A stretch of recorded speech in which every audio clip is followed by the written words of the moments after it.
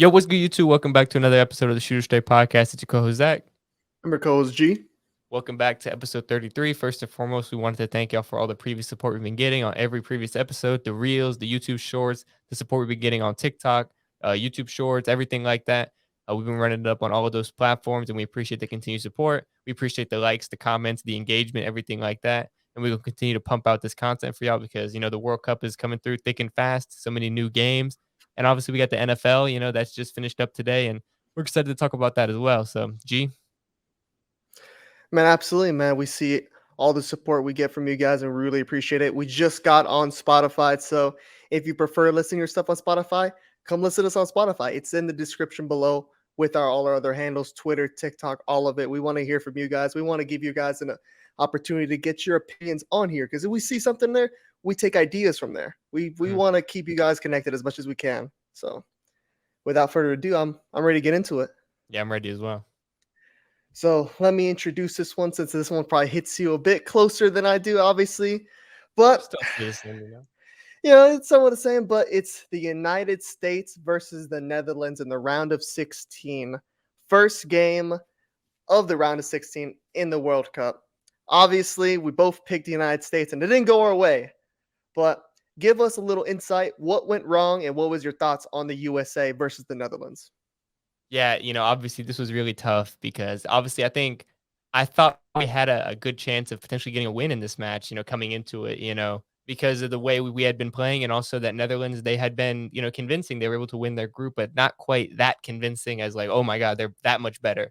So I thought we had a good chance. And, from minute one, we came out on the front foot. I feel like, we had a good, we took the game by the scruff of the neck, you could say. I think we were holding a little bit more possession.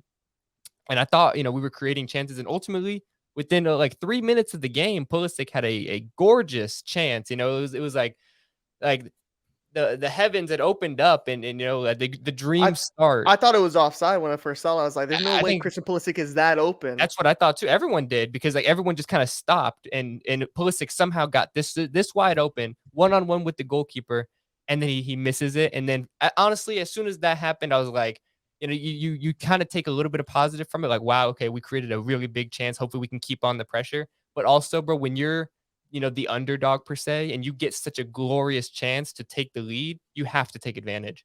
And when your best player has that chance, you kind of put your money on him being able to execute. And it's really, really unfortunate that he wasn't. Obviously, that's not the reason why we lost or anything like that. But if we were able to score that goal, this game completely changes. It's flipped over on its head. But that's neither here nor there because he missed.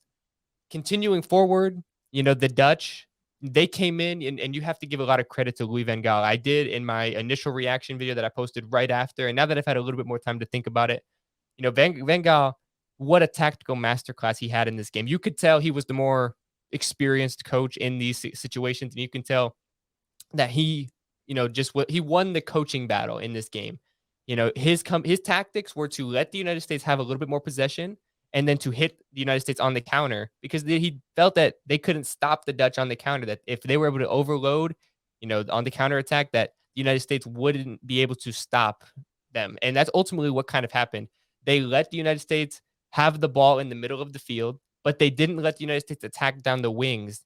And if you noticed, in all the other previous games, Dest and Anthony Robinson were very, very big contributing factors to this United States attack.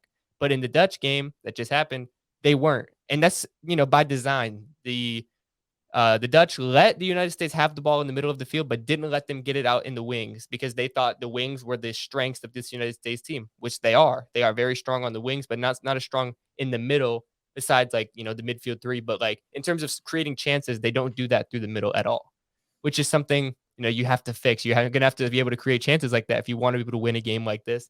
But the Dutch, they set up tactically well. And then, they get the gorgeous goal that Memphis Depay scored.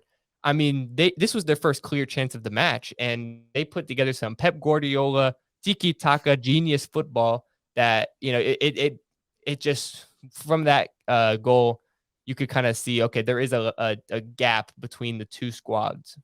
Yeah. And it's quite unfortunate. I didn't see us getting back into the game after that because, this was the first goal they conceded in open play. And, you could tell the Dutch that they had their tactics set up well, and they were extremely hard to break down on the defensive side of the ball. And it all comes back to the same issue for the United States. They can't finish the chances that they create. They had, a couple of good chances in this match that were created, even though, the Netherlands did their tactical setup well and trying to eliminate the chances coming from the wide areas. They still had a couple chances, outside of the Pulisic shot as well, and they just weren't able to execute. And then the only chance they were able to finish was that Haji Wright. Somehow it miraculously went in. I don't even know how he shot it backwards. I don't even know how he did it. That's the one that goes in, and it just comes down to a little bit of a couple of lapses of concentration. Tyler Adams, the best player in the tournament for the United States, loses his marker. Memphis Depay, he scores, makes it 1-0. And then the same type of goal happens again, another cutback right before halftime. You have to get into halftime 1-0 down and then regroup.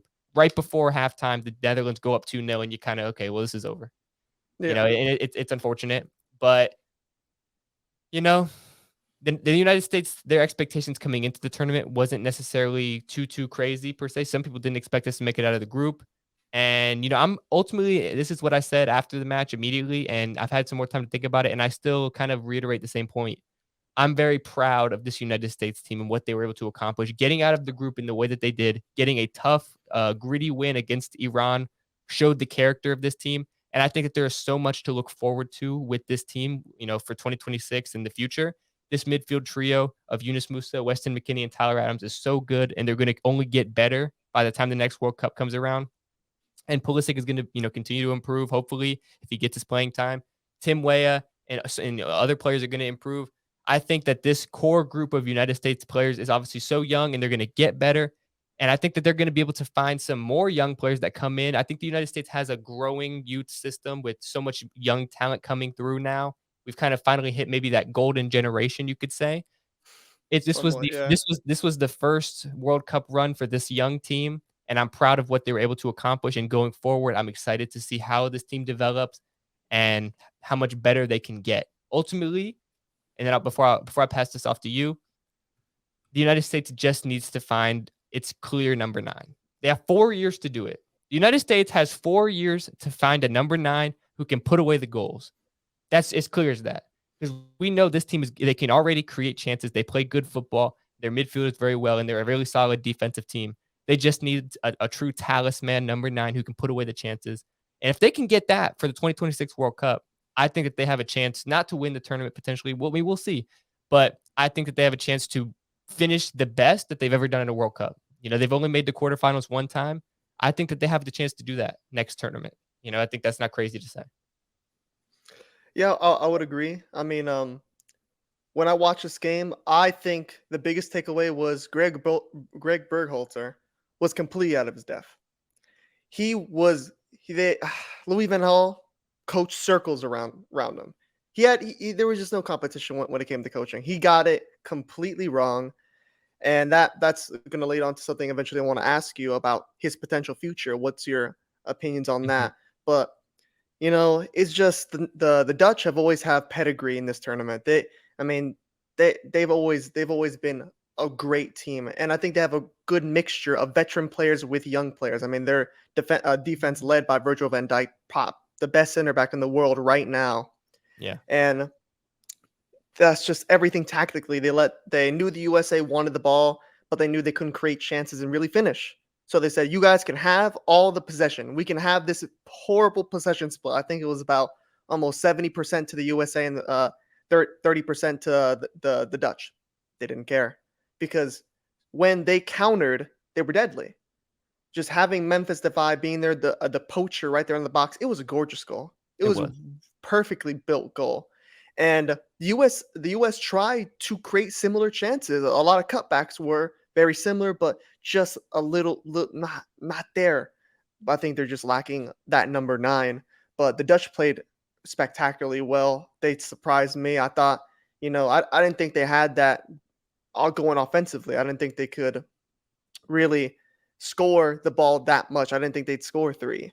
But they proved me wrong, and they seem well set up to go against Argentina. What's going to be the next game?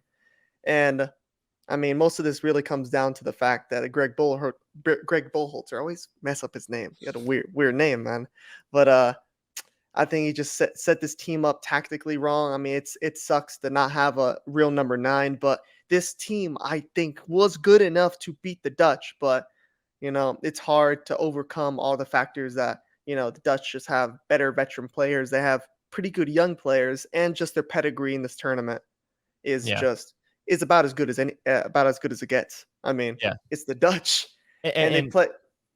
Louis Van Gaal said in his post-match comments, reiterating your point about Berhalter being a little bit out of his depth, he said that he kind of knew that the United States wouldn't be able to adjust, so that with Van Gaal, he made his tactics, and he said it in the post-match, the United States didn't adjust at all. He did, and the United States didn't. He literally kind of called him out in a sense that the United States did not adjust to the tactics that the Dutch put out. Yeah, like it's just just absolute setup for failure for the U.S. I mean, even though the U.S. has the third youngest team, going against the Dutch, it's just it. In hindsight's 2020. It doesn't. It looked kind of like, why did we ever think the U.S. could? But I think the U.S. did have a chance, but it came down to me more of coaching side. I think that Greg 100%. Bullholter could have done a lot better, but that does lead me into the question of wanting to ask you, where does this go now? Do you think Greg Berhalter should keep the job and just stay loyal to him, or what happens now? Coming into the tournament, honestly, I was a little bit 50-50 because I feel like this US team could have been performing better than what they actually were. But then, if you really look at it, in this tournament, they surprised me. I didn't know what to expect coming into the tournament. And ultimately, I would say overall, we played pretty good football. Like against Wales, we dominated, coming out. We should have won that game. They ended up getting a lucky pen. Not, I mean, they deserved the pen, but it was a little bit lucky that, we weren't able to win that game. That's what I'm trying to say. And then we played a solid game against England. Probably should have won that game. Got a 0-0 draw there. And then in a must-win game, we won against Iran. It wasn't the prettiest. And then against the Dutch, we held more possession. We created chances. We just didn't quite score them. And I can agree that Berhalter could have tactically done some things differently to help us and win that game against the Dutch. But when you don't have a true number 9, it's going to be always be tough to keep up with a team that is clinical as the Netherlands. So, you know, I think based on what I've seen, that Berhalter should keep his job for now. Obviously things can change over the next 4 years, and if the United States they fail in some of the Gold Cup and CONCACAF tournaments and things like that, then I think maybe there's reason to be concerned and potentially reason to be sacked. But he has won trophies. He's won the Gold Cup and he won the CONCACAF Nations League against Mexico. So he's doing well in the region. In the United States, statistically speaking, and they also were the only CONCACAF team to make it to the round of 16 in this World Cup. We are the best team in CONCACAF right now. I think And though, I think though that he's a good enough coach to get you by Mexico and Canada on this. But when we get to the upper echelons where yeah, he's running against these more veterans, that's where I think it's one of those unfortunate things, kind of like how I see the Southgate situation, that he's good enough to get you by. Like to get you to the point to where, oh, he's not good enough to win it all, but he's not bad enough to sack him. And I could agree with you that. know, It's very much like that because I like after this World Cup, I don't come away thinking like we've played bad, that he deserves to be sacked. But also, we didn't win this game, and the results weren't perfect by any stretch of the imagination. And coming into the tournament, they weren't perfect. But based on what he's won, he's won in the region. It honestly, it kind of depends on where United States soccer, like where do they set their expectations? Because if they're thinking, we want to be able to push and win a World Cup, realistically, I think, that's every country's goal at the end of the day. And the United States being the biggest country in the world, maybe not footballing country, but just in general, it's the biggest country in the world. You could assume that they want to eventually win a World Cup. So if their goal is to win a World Cup, in 2026, 2030, whatever, then I don't think Greg Berhalter is going to win you the World Cup. So yeah, then right. you're gonna have to sack him and try to find a proven pedigree manager from Europe. And I think that's the only way. But they could have done that, before they got Berhalter, but they went for Berhalter. So I don't know where their vision is. If they really want to win a World Cup with this group of players, which, in 4 years, it's So much can happen in 4 years. Tyler Adams could be the best midfielder in the world in 4 years. He could be the new Conte. Weston McKennie could continue Yeah. to develop. Yunus Musa, I think, has the most potential out of the three. He could genuinely be, one of the best midfielders in the world. So you're looking at this United States squad could be really, really, really good, like a top 10 squad in the World Cup next go round. If that's the case and you really want to push and potentially win it, then you have to sack Berhalter and you have to go get a proven European manager. I think that's the only way. Yeah, and it's one of those things that I 100% know that they're not going to sack him. I know because I mean, a lot of people see this like how you do, like where it's, oh, this the USA came out, you're proud of this team, and not saying I'm not proud of this team, but I think a lot of the good of what came out of the US wasn't because of Greg Berhalter. Mm-hmm. I think it came down to more individual brilliance from the players. I mean, I think, no matter what tactically you have set up, that midfield's always going to play well because they're just They naturally are. They're gifted. really And good. when you look at the goal versus Iran, I mean, it's mostly just Pulisic's hustle and his heart that forced that goal in. So I mean, there isn't a lot of moments where I saw, like that Dutch goal, like a goal that was built that well, like possibly the Wales one, but I think I think too many of the good things that this USA team has done has come down to individual brilliance other than, a system style. So, I mean, I think it's just how it is. There's definitely better coaches out there. Will they get one? Probably not. And I think that's just really going to hold them back from, achieving that. I'm not going to say, if they get Pep Guardiola or like, freaking Carlo Ancelotti, that they're just going to completely transform and win the World Cup. But I think this is a team that in this knockout style tournament, if you get hot and you're coached well, you can go far. I mean, we've seen it. I mean, we've seen Croatia, we've seen Russia, we've seen these teams go really far in this competition just from getting hot. Mm-hmm. And I mean, Russia was able to get out of the round of 16. And are we better than Russia? I say we're pretty damn close to better than Russia, and they were able to Yeah. get out of the round of 16 against Spain. But I think it comes down just to the coaching. But it's just, it's just how it is in this current situation. I think the U.S. can be a top 10 team in the next World Cup, but I think it's going to be held back by the coaching and the setup of this team. But see, the interesting point that comes out of that is like, okay, let's just hypothetically say, we sack Greg Berhalter tomorrow. Let's just say that Who do you happens. get?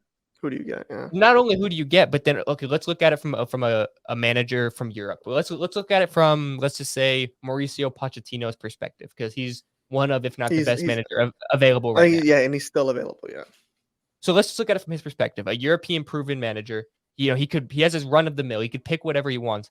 And let's just say, he was looking specifically for countries. There's probably he could have taken the Uruguay job, probably a better job. He could have taken, maybe he's waiting for the England job. What is United States I see where soccer you're going. offering that these bigger and better countries in soccer are not offering? So it's like, I don't know if a proven European manager that's going to really take you to the next level is making the jump to be the United States coach. I just don't know if that's happening. I Mhm. like it's tough. Like, if you really want to compete, that's what you need. I don't think you're winning the World Cup with Greg Berhalter. It's just not happening. You know, No, you not you happening. see you see Uruguay. They sacked Alonso, their coach, and they've already hired Marcelo Bielsa, which I think is a very good hire. He's proven himself in Europe. That's the type of hire I think the United States could have gotten. But he's proven in Europe, but he's not a big name. Like, he's not Champions League proven or anything like that. He's just a solid coach. Mhm.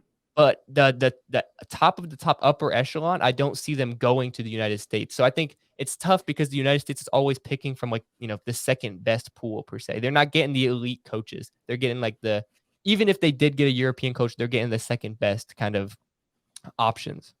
Yeah. So like it's always going to be a tough balance. I'm not going to say it's impossible for them to pull one of the best coaches, because I think they really could. They could offer him the money, and then they have the sporting project in front with all of this great young talent. I think there's a lot of coaches who would like to coach this group of players and especially what it's going to be in the future.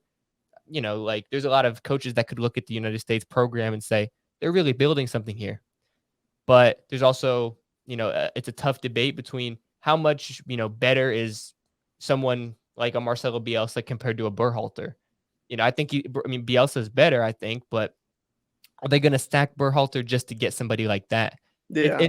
And they've always wanted somebody who's kind of American. I don't quite know why because it's not a rule.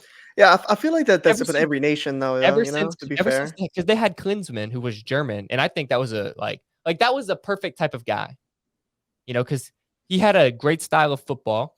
He played well and he was European proven, and they went out of their way and they got a German coach. I think doing something like that now with this group of players would be great. But I just don't see the United States Soccer Federation making that move, which is a little bit frustrating because I do agree with what you say. Berhalter might hold this group back, but Yeah. there's 4 years until the next World Cup. There's no like Euros, per se for the Yeah. CONCACAF, which is a huge tournament. They have like what the CONCACAF Nations League and stuff like that. Yeah. Who really cares? If you're asking me, do I think Berhalter will be the coach by 2026? It's to me right now, I'd say 50-50. It's 4 years away, so it's tough, Mhm. but a lot can happen in 4 years, and I find it hard to believe that nothing could happen that he could get sacked. I just don't think it's going to happen right now. Yeah, I would agree, you know? But, I think that's all. Was that anything else you had to say about that matchup? Yeah, I mean, not really besides the fact that it's just, a sad for us to go out, the way we did, but, I'm looking forward to see what happens next, for the Netherlands, and we'll get into that matchup Yeah. after we talk about their opponent here. Next time we play will be on our soil, so, you know, Yeah, the we'll we'll United be States. Let's go. we'll be taking Let's in the go. matches live, with our own. With our own eyes, we'll be there. But yeah, on to the next marquee game of the round of 16 was Argentina versus Australia. We both picked Argentina. They both win, but fairly interesting match. Wasn't as cut as dry as I thought it would be, but I'm going to pass this one off to you first. What was your thoughts on Argentina's round of 16 match versus Australia? Well, my initial thoughts, my God. Prime Messi came out, for this game. This was Prime a Messi. Messi masterclass. This was Barcelona Messi. This was 2015 Messi. This was one of the best individual performances that we have seen in a long time. Just based on what he was able to do for this team, he ran the show. Obviously he got the first goal. Put the team on his back, got that first goal to get Argentina going, and then he created so many chances. He literally did so much. He was able to retain possession well. He created chances. I mean, he was man of the match and deservingly so. He did everything for this team. Created two big chances. He had 6 total shots. I mean, Messi like it's Australia. At the end of the day, you expect this, but it was a complete and utter masterclass in the knockout stage. Something that Messi hasn't always been able to do. He wasn't able to score ever in the His knockout first stages time ever scoring in until now. yeah. So to get that a monkey off his back, I think it is good. And you know, I just think all things considered, that this was a dominant Argentina performance. Obviously Messi, he looked the best. I think we've seen Messi play in a long time, which is scary looking forward because this is like Messi is on a whole other level right now. But I think, the defense for Argentina, although they did give up a goal, it looked very strong. Australia's goal was quite lucky. It was a deflection. And, that deflected goal gave Australia a lot of confidence in the last 20 minutes to potentially push on and get that equalizer. And they were so close, which was, a little bit of nervy moments for me, rooting for Argentina. But I think that pretty much all things considered, they dominated the match just like I expected. They didn't give Australia too many chances until the end, which you know they Argentina seemed a little bit rattled, but I'm not too worried by that. A lot of people seem worried, that Australia was able to potentially come back and get close to winning this game, and it took an Emmy Martinez brilliant save at the last minute to keep it from going to extra time. I'm not worried about that because I think that kind of spawned from a lucky deflection, which isn't always going to happen. And for the most part, Argentina controlled this game. The midfield was great. Enzo Fernandez, what a player. He's playing so well for this Argentina team. He's going to be a superstar in the future. Right now he's playing for Benfica. He's getting a bigger move away from Benfica after this World Cup. He did was the one who got credited for the own goal on the deflection, but it's not his fault. doesn't take away Yeah. from his performance. He was still running the show in the midfield.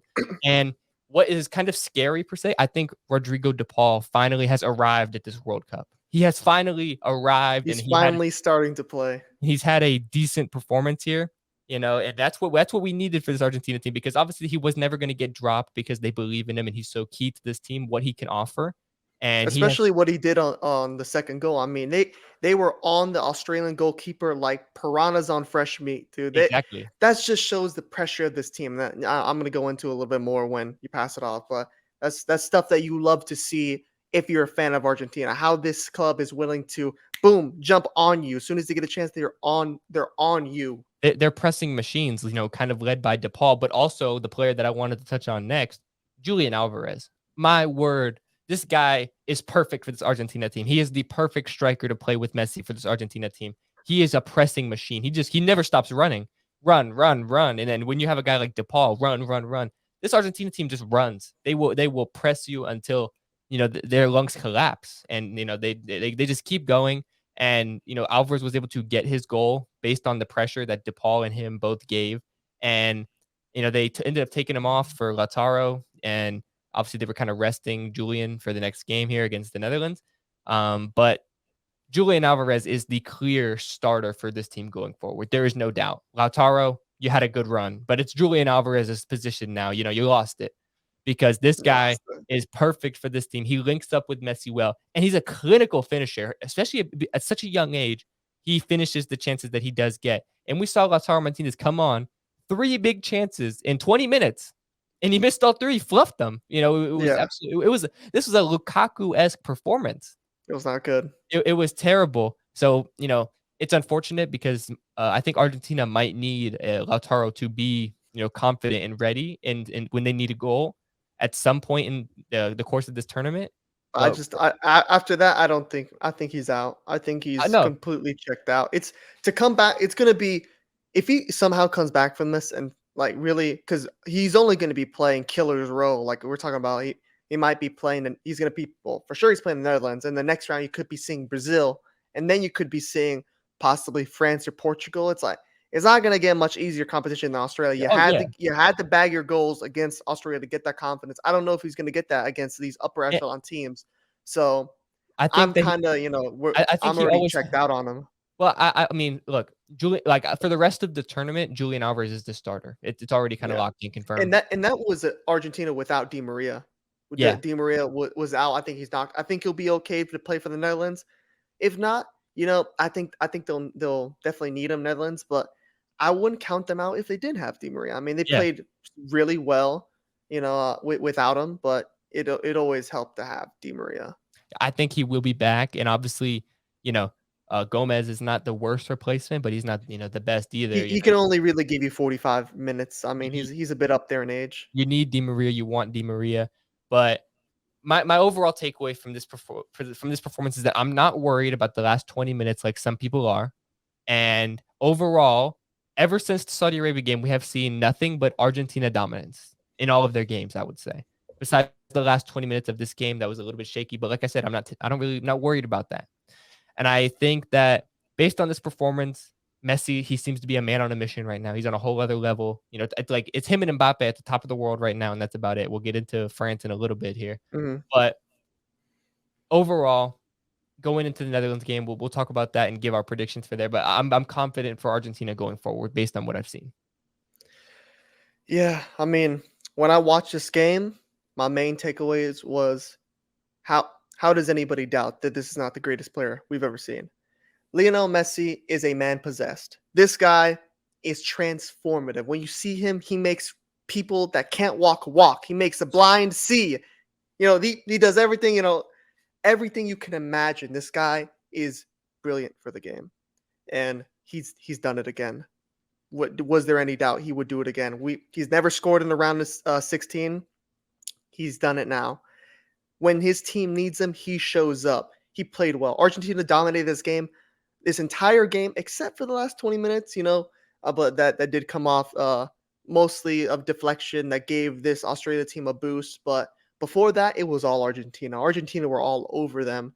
And I think what really encapsulates this Argentina performance was that second goal. Julian Alvarez and DePaul just jumping on the Australian goalkeeper like a fat kid on a cupcake. They're on him. Soon as they saw a little bit, like, oh, we got them, we got him, and they just jumped on him. And when you see that, it's just like this team has a gas tank that they can press forever. They could go this entire 90, and their defense is just super as solid as it gets. I mean, obviously for the lapse of 20 minutes, it was hard because I mean, when Australia is looking, they're one goal away. They're pushing out the door. But I think it shows a lot for the Argentina defense to withstand that, to hold off, to grind out this I 2-1, 100% agree. 100%. to grind out a 2-1 when a team that has all the momentum. I mean, towards the last 20 minutes, it was all Australia, and Argentina were able to hold on and survive. Now, I get it's Australia. It's what's going to happen when they play an upper echelon team? We'll see. I don't think, you know, because even from the first goal, the defender, Argentina defender, he throws himself in front of the shot like you're supposed to. He throws his body in front of it to prevent the shot, and unfortunately, he ended up scoring. So I mean, scoring on the wrong side, but it's still the principle of that he's jumping to block the shot and it got deflected in. But other than that, Argentina played brilliantly, and like how we predicted after the Saudi loss that I said they wouldn't lose another game, and it's looking pretty good right now that I don't see them losing another game. Julian Alvarez has won his spot. He's the 9.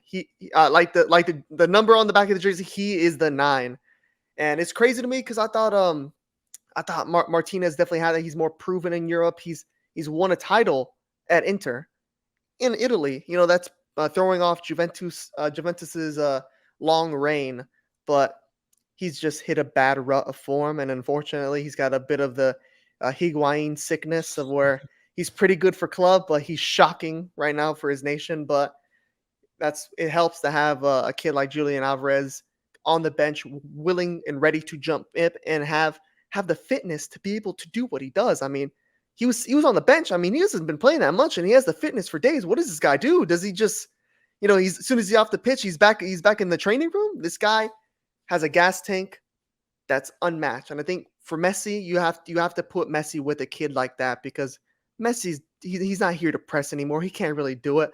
A lot of times from the normal eye, you can watch Messi and he looks a little bit, disconnected. He's not really, he's up front and he's kind of, waltzing, walking around, not doing much. But as soon as he's on the ball, he switches it because he saves all of it for that. He can't press like that. He's not 20. He's no spring chicken. So that's why you have a kid like Julian Alvarez up there with him, and he's going to get Di Maria back, another electric winger.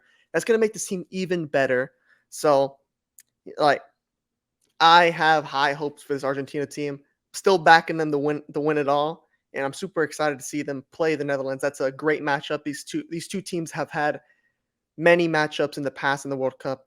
Came down to 2014 to who would go to the final, and we all remember the iconic Dennis Bergkamp goal to knock Argentina out, and I believe the quarterfinals. It's If I'm not, Bergkamp. It's Bergkamp. it's Bergkamp. I remember that. I wasn't even a thought in my parents' brain when that was when that happened. My dad might have. God, it was not. How old were my parents? Jesus, what are they even? They were watching it live. They were watching it live, but yeah, it's gonna be a great matchup. A matchup that's been very rich in this competition, and I really can't wait for it. I think that's the perfect segue to get into our Netherlands versus Argentina preview of the quarterfinals. And obviously, this would be the first quarterfinal match that's going to be taking place. And so far, I don't want to, we're recording this on Sunday before the last couple round of 16 games take place. But it seems as if, all of the favorites for these matches are going through at this point.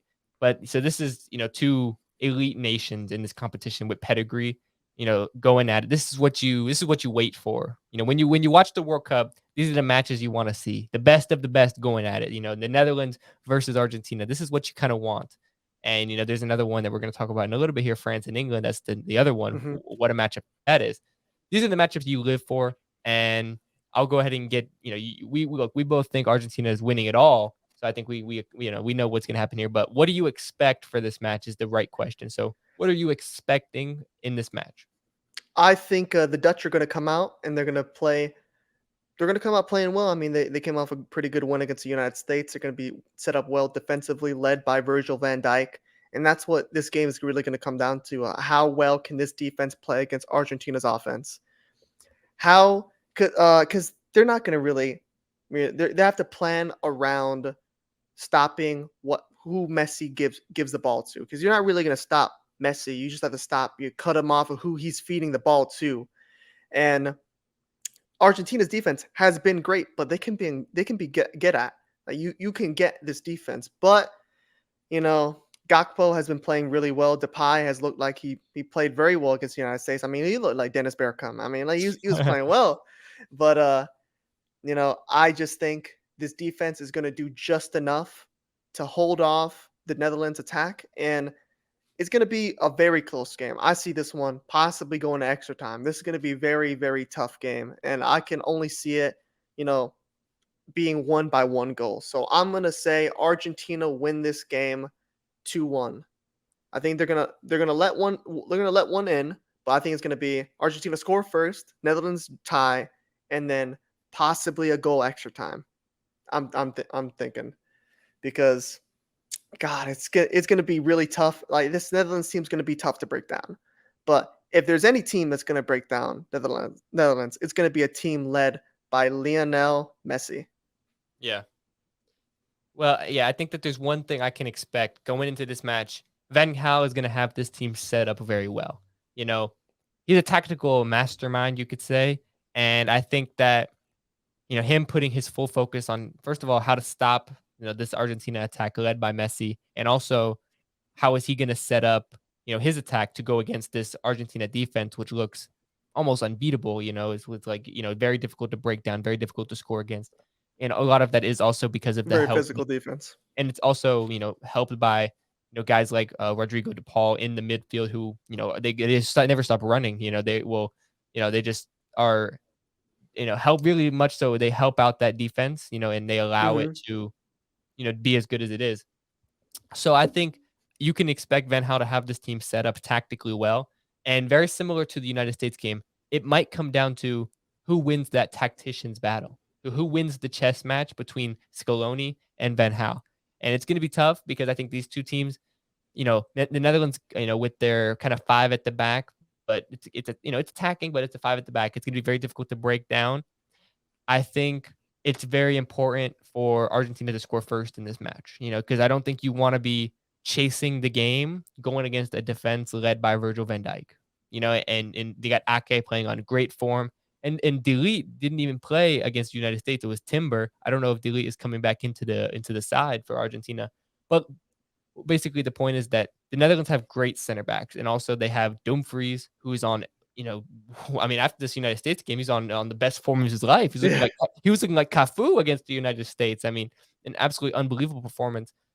So this Dutch defense is playing very, very well.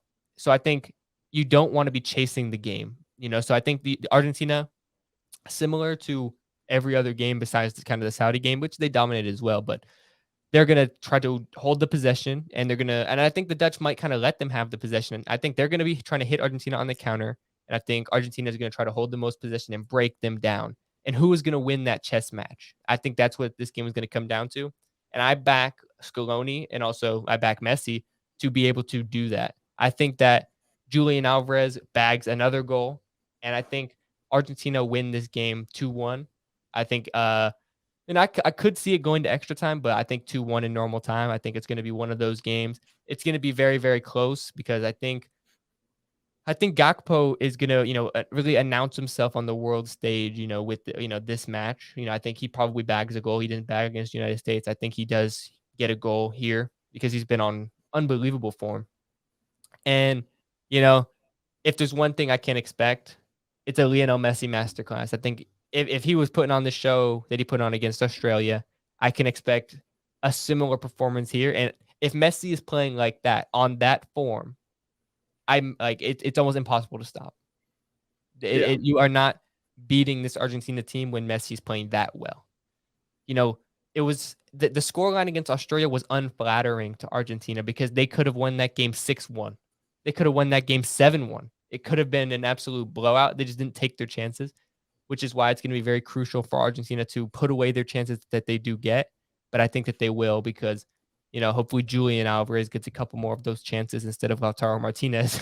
And Di Maria will be back this game, so And that's another thing. I think Di Maria potentially being back is gonna play a huge it role just makes because their offense more dynamic. I mean, Di Maria on the wing is still electric for oh, for yeah. being as old and as a veteran he is. He's still burning with pace. And we saw a lot of even though the Dutch tried to eliminate the wings against the United States, that was their kind of tactical mindset. We did see the Dutch sometimes exposed as on their wing backs as a defensive liability. There was spaces there sometimes. And Yeah, the USA did have a lot of chances, to get good cutbacks, but the problem exactly, is the United States did not have that 9, and, when you're Argentina, Di Maria going in for a cutback, you have Lionel Messi, you have and Julian Julian Alvarez in the middle.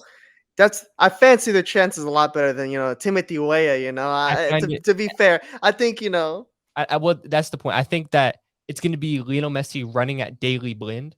Daily Blind. Daley Blind. He I scored, to don't be fair, he He scored. did, but defensively, he's still a liability. I Yeah. don't think that, the Netherlands will be able to stop this Argentina attack enough. I think that if they allow the same spaces behind the wing backs that they allowed against the United States, it's gonna be tough for them because Messi is obviously like they were giving up chances to Tim Weah and Haji Wright and, You're Pulisic. Look, right. look, you can get away with some when you're playing them, but you can't get away with those chances when you're playing Lionel Messi, Angel Di Maria, and Julian Alvarez. And if you give them too many chances, they will score eventually. And that's not even including the fact that McAllister can get a goal. We've seen Enzo Fernandez be able to score. This Argentina team has goals that can come from anywhere. They can score from Mhm. midfield, and they also have a lethal attack. And because of that, and because of the fact that Argentina, I think they're going to dominate the possession again, the Netherlands aren't going to have enough chances. And the chances they do get, they're going to have to be very clinical. I, I I just think that Argentina will take control of the game and they'll be able to get the win here. But like I said, it's very, very important to get that first goal because you never want to be chasing the game against the Dutch because they can hold the lead well. Yeah, I'd have to completely agree with all that, but, I think we did kinda skip, some other teams I did wanna touch upon, and one of those teams was the good old 3 Lions.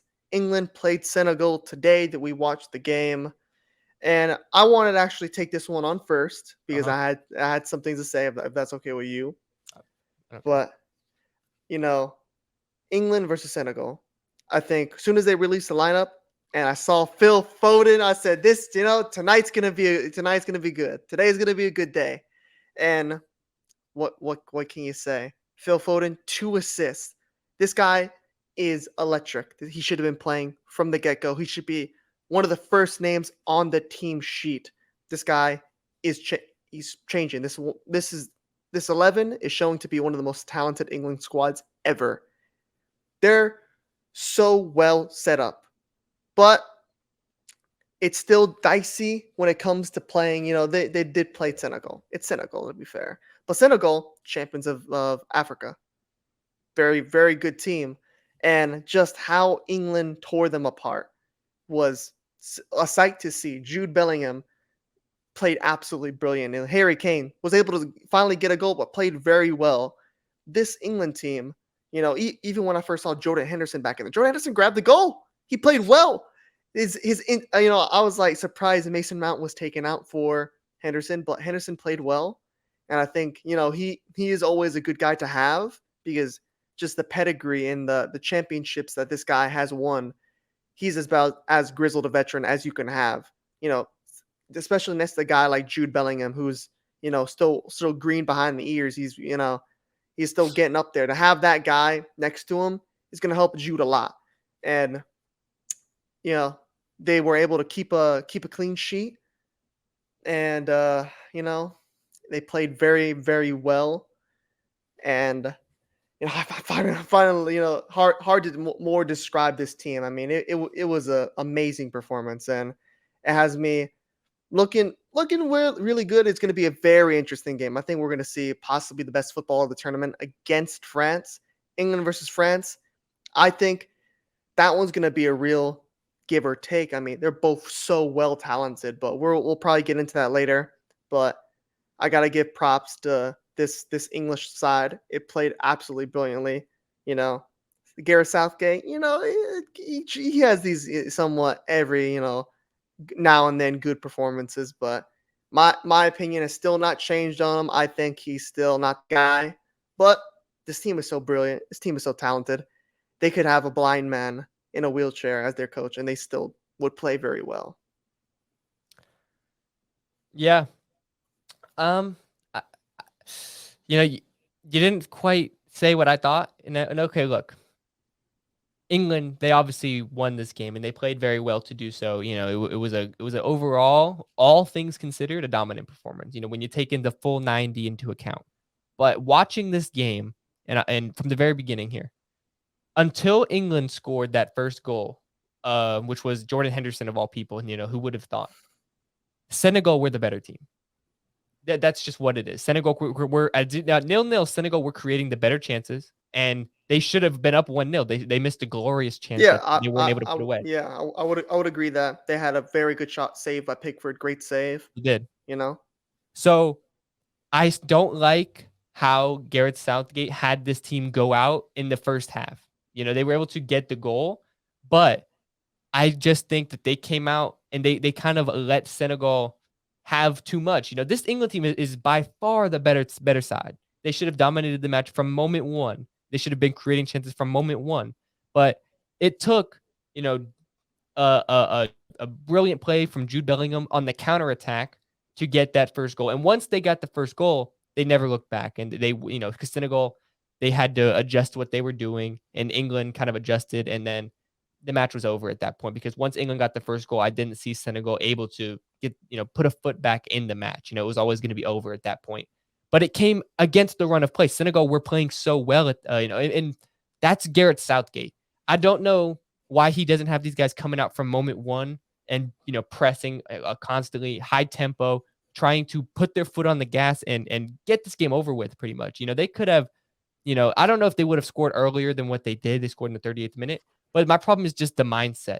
Because look, you can play like that, in the first 30 minutes against Senegal and get away with it because you are the better side. You have a world class goalkeeper.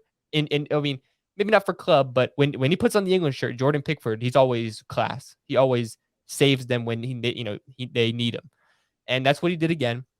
But my thing is, they play France next, and we'll get into that matchup. But I just don't think that this mindset of how they came out is going to work against France, because France, if you give them the ball like they were giving Senegal the opportunities in the first 30 minutes, Mbappe's putting one of them away.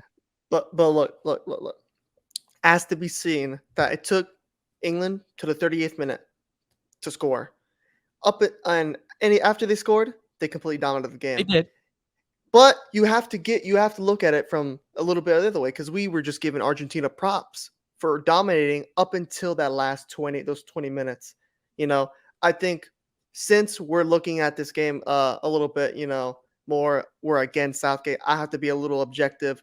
I'm willing to give England, that little leeway time. There was 38 minutes of the game until they scored that they didn't look the greatest. They didn't look spectacular, but there's a lot of teams in this tournament that has a 20 to 30 minute range where they just look a bit average and they get outplayed. I think what matters in the whole point that they were still able to keep a clean sheet.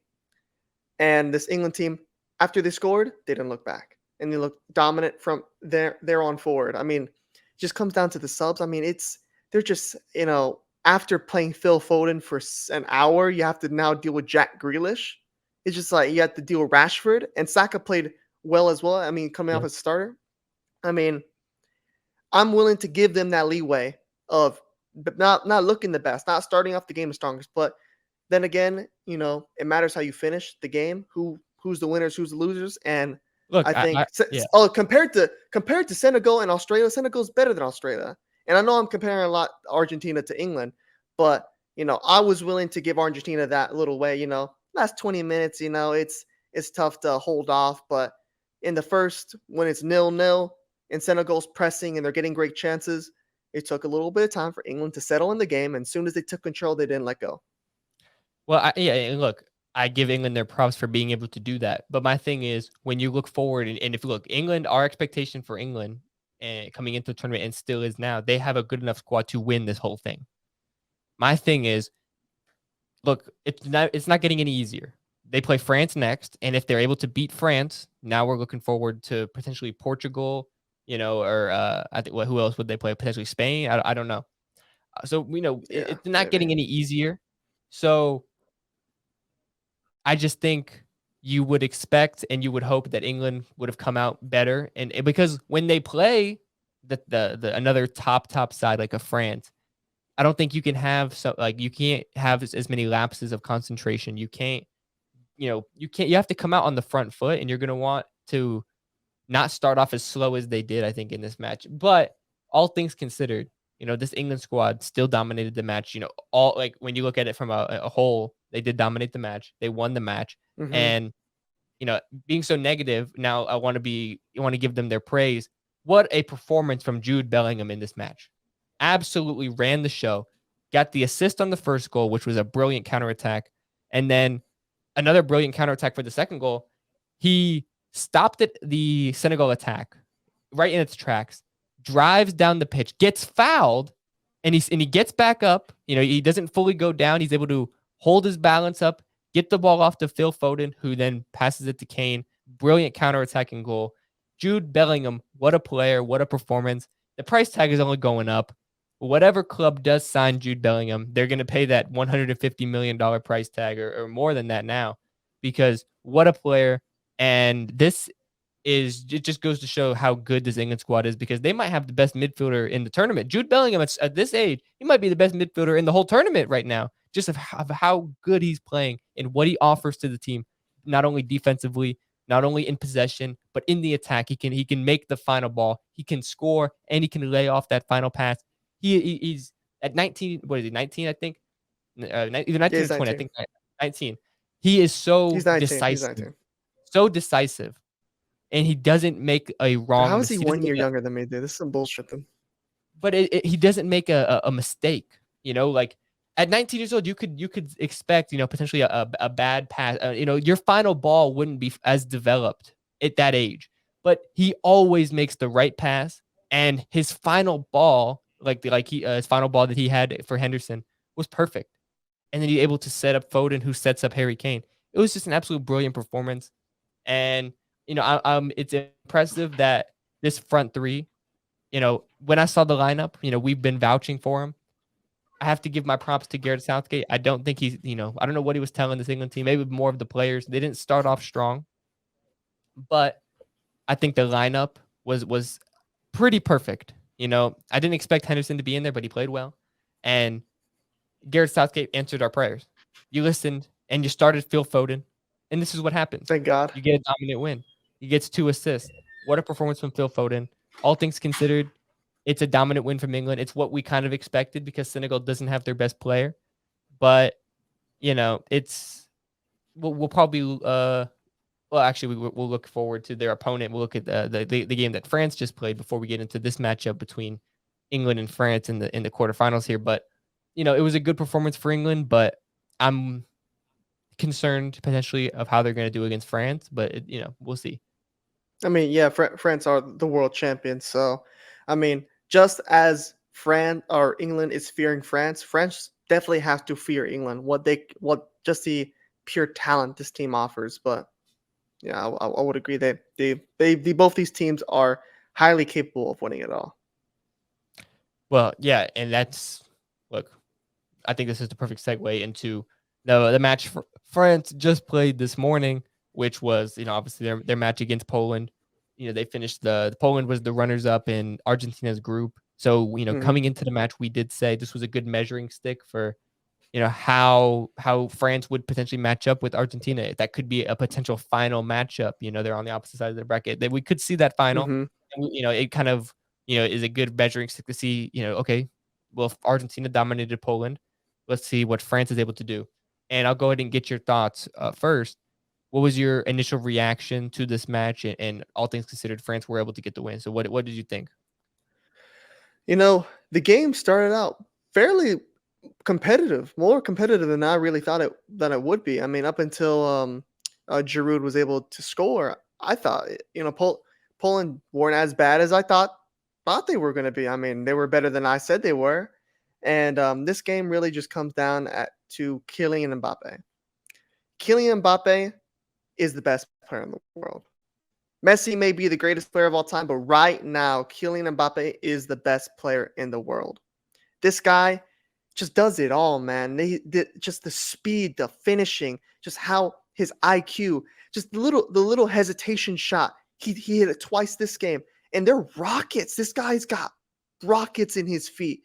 Just slots it past.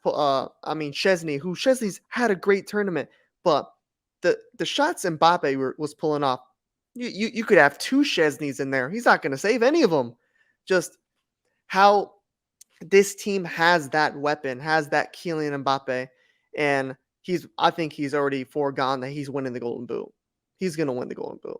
It's his trophy, and just how he's finally catching that fire for him. I mean, he's been seeing all this chirp with Erling Haaland. Erling Haaland is more valuable than Kylian Mbappe. He's finally passed him in price. Kylian Mbappe says, "Whoa, whoa, whoa! Y'all gotta watch this." And he's the best player on this world champion France squad.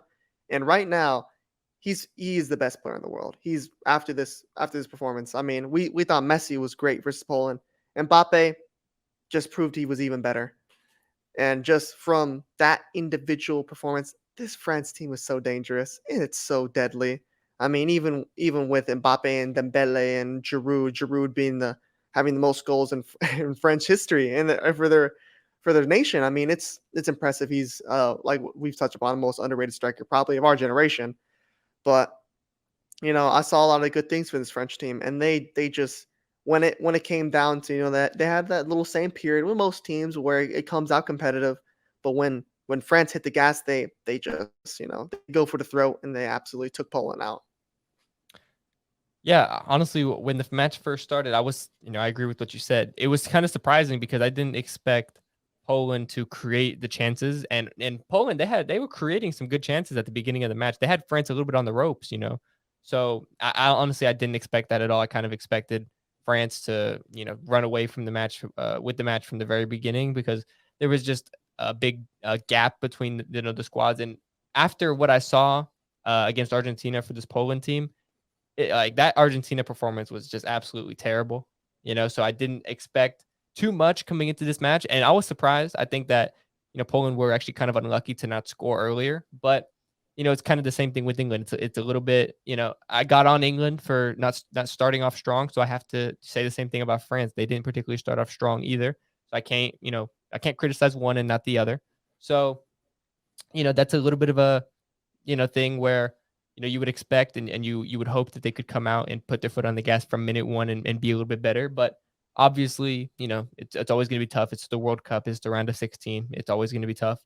So look, I look. First of all, I want to give my flowers before I get into Mbappe. Everyone's going to talk about Mbappe. I want to give my flowers to Olivier Giroud, the most underappreciated striker of this generation.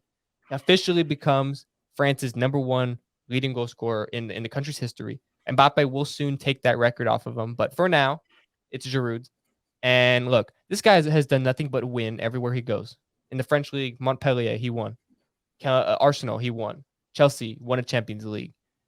He's won at AC Milan. He's won and then obviously he's won for France. Won a World Cup. So this guy does nothing but win. What a player!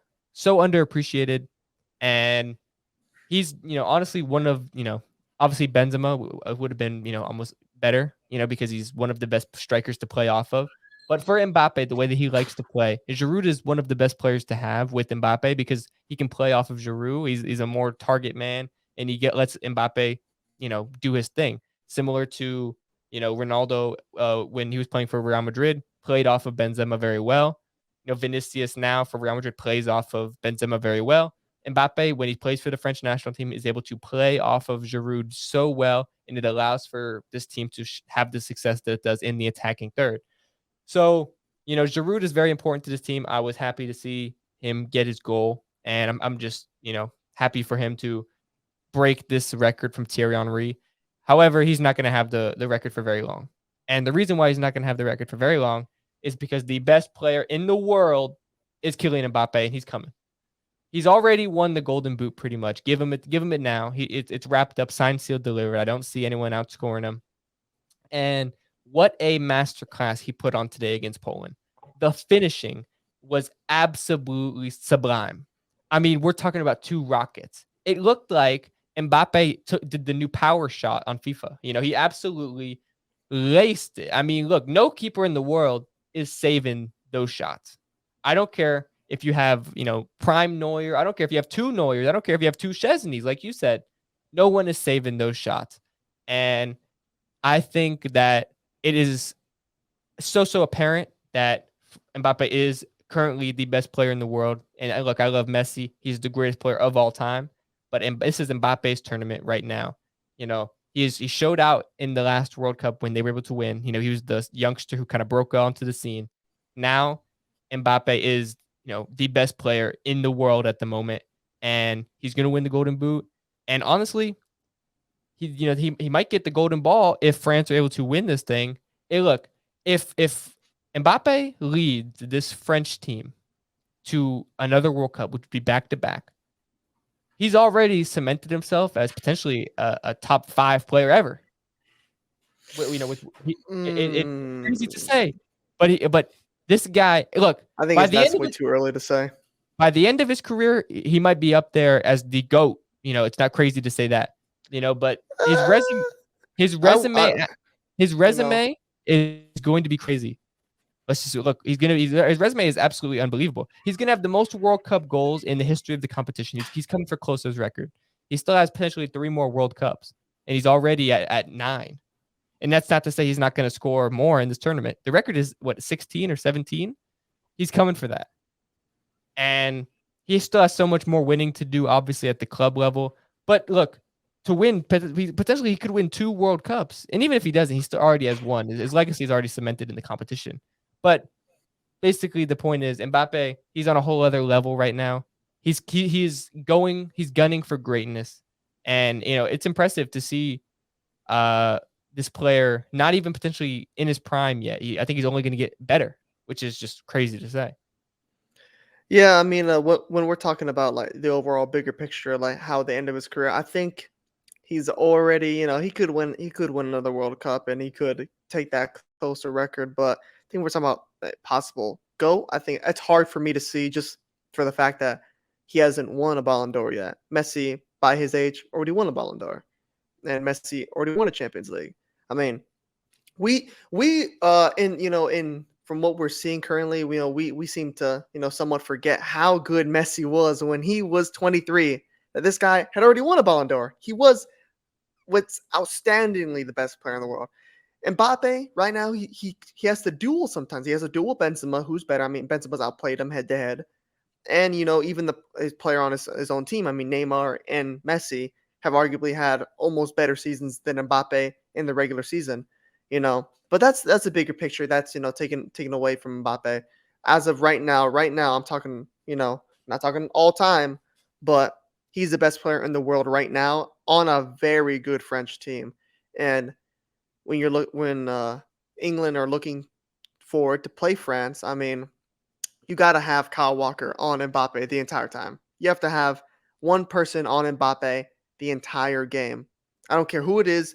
If you double team him, you triple team him, you just cut him out because you know he's gonna be the difference maker. I mean, if this team's gonna lose or win by Mbappe, and that's just how it's gonna have to be. I mean, that's how it usually is when you have generational players like Kylian Mbappe.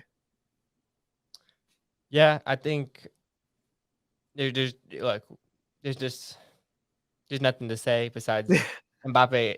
What a performance it was, and he's going to continue to show up and show out. I think it's the Yeah, perfect segue to start the preview of arguably a match that is going to be so good. I'm not going to look. There's going to be some other good matchups that are coming up here. This might be the matchup of the quarterfinals, but there's some other ones that are going another to good compete ones. with. Yeah. But this is an unbelievable matchup. Without further ado, France versus England quarterfinal preview. I'll go ahead and get your overall thoughts. I think we both had this in our predictions, and I think we might hmm have both picked France. But so, what do you expect from this match? Which is going to be such a good game to watch. I think this match might be decided soon as they release the starting 11s. I've predicted that Southgate's gonna go to a five in the back. to play France. And if he does go to a five in the back to play this French team, which would be kind of a head scratcher because they haven't really played that 11 this whole tournament, but it's a line that's a 11 that formation that Gareth Southgate loves to run. He loves to run five in the back. I think if they play five in the back, they lose this game, I don't think they're and gonna it's play gonna. that though. Yeah, I don't. I think they might. I think there's a possibility, but if they do, I think that's already. As soon as I see that, it's like okay, England have no chance. But if England played this 4-3-3 they've been playing, I give them a easily, it's a coin flip. This game's a coin flip. But if it's 4-3-3, I give the little edge to England because I think England have a better squad. France have the best player, Mbappe. But when we combine these two teams, let's just go down it. Okay, number one, Mbappe. Number two, I would say Harry Kane. Number three, I would say Phil Foden. Number four, I would say Jude Bellingham. And that's just the top five players, and four of them are English. And obviously, the French have a great team. I mean, they have Dembele, but they have Giroud. Arguably Giroud could be up there, but I think how they're playing right now, Kane, Foden, and Jude Bellingham better than him. And I like, Chumani is playing very well, but I mean, he has Rabiot next to him. Rabiot's been playing decent, but I mean, when you're running up possibly Jordan Henderson, Champions League winner, Premier League winner, Jude Bellingham on top of the world right now, and a very underrated holding midfielder in Declan Rice. This team is set up for it's written in the stars that it's coming home. It's going to be such a close match, but with all that being said, I still have to back up my original pick. I think with England having a better squad, I think it's just going to still come down to the best player in the world. Kylian Mbappe is going to put his fingerprints all over this game, and they could have Kyle Walker. Kyle Walker might not be 100% fit, and that's going to be, he's going to definitely be targeting Harry Maguire and Stones. That center back pair is going to have their night packed full, having to deal with Kylian Mbappe and Giroud and Dembele. So I would have to give the slight edge to France, and I see them winning this game. I'll say they win this game 3-2. 3-2. Well, I think that this is obviously going to be a very close game, and I think, I do expect. I don't see why England would switch to formation. Especially that they have had success in the last two games with the I 4-3-3. Look, I think Southgate is open to do anything, and I think Southgate's looking at this team and he's shitting his jocks. I mean, they've during the entirety of the Euros they played five in the back, and they always seem to, Gareth when he plays the upper echelons. We haven't seen him play an upper echelon team like France. So I don't know what he could be thinking. He could be thinking we're running against the best player in the world, and Giroud and Dembele.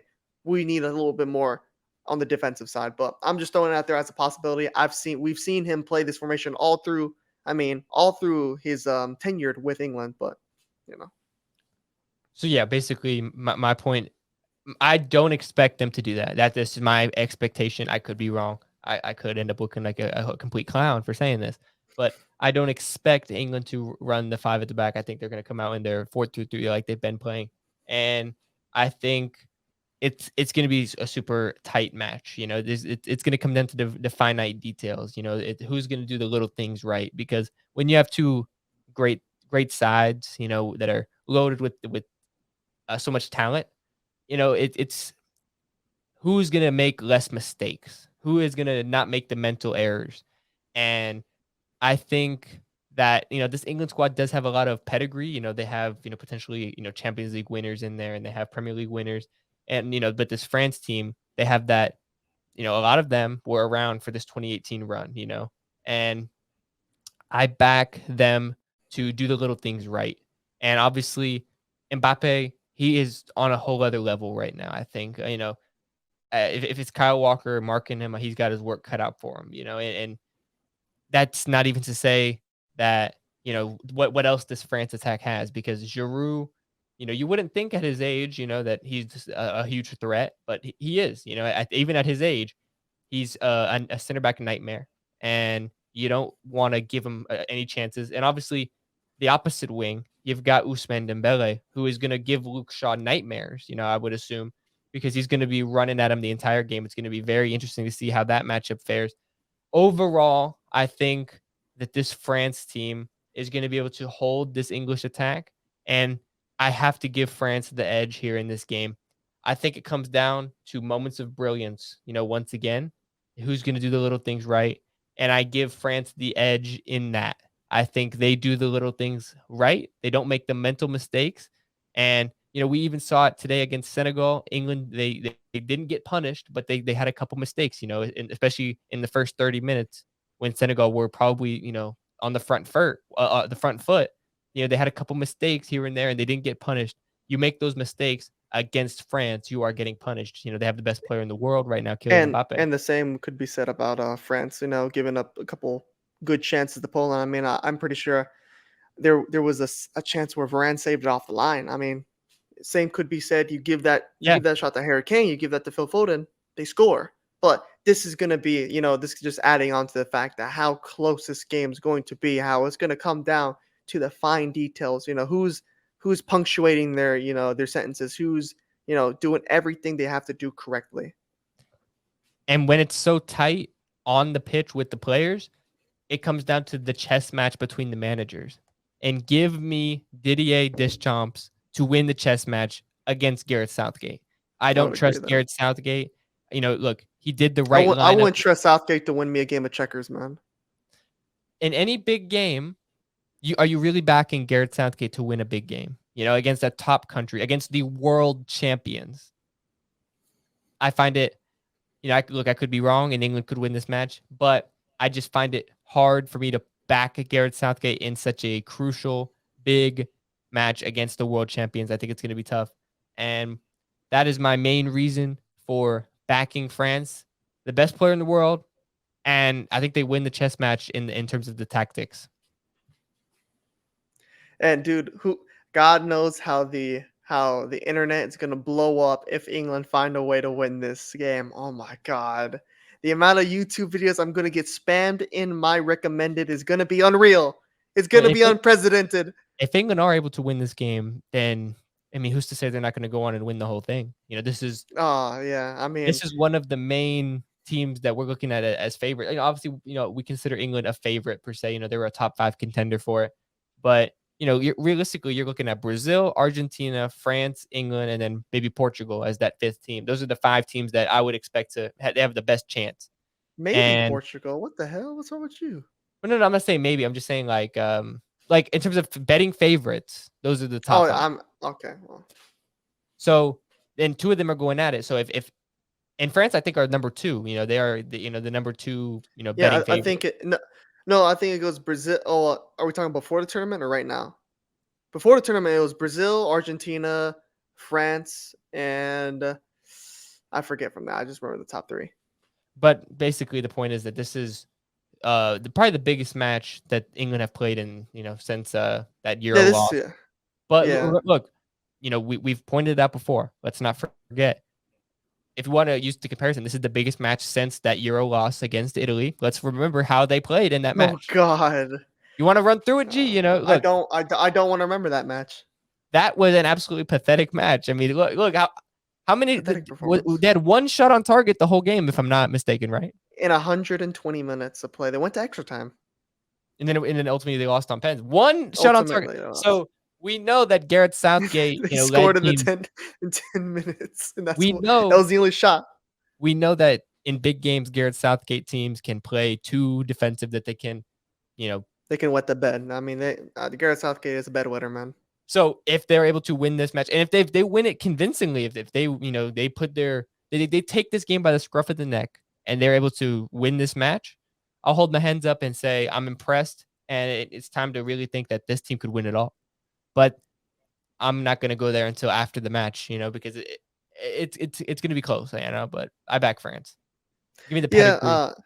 yeah, I would say that as well. I mean, I always thought Gareth Southgate's holding this team back somewhat, but it might just come down to the fact this team is so talented. They don't give a damn. They don't care if it's freaking who's coaching them. Uh, they're gonna play in spite of Gareth Southgate, and that's a possibility. But I think France don't really have that problem. They don't have to play in spite of anything. They just have to play French football, and I mean that's won them that won them a world championship. So yeah, I would have to round this out with I got France winning this game, and England are going home.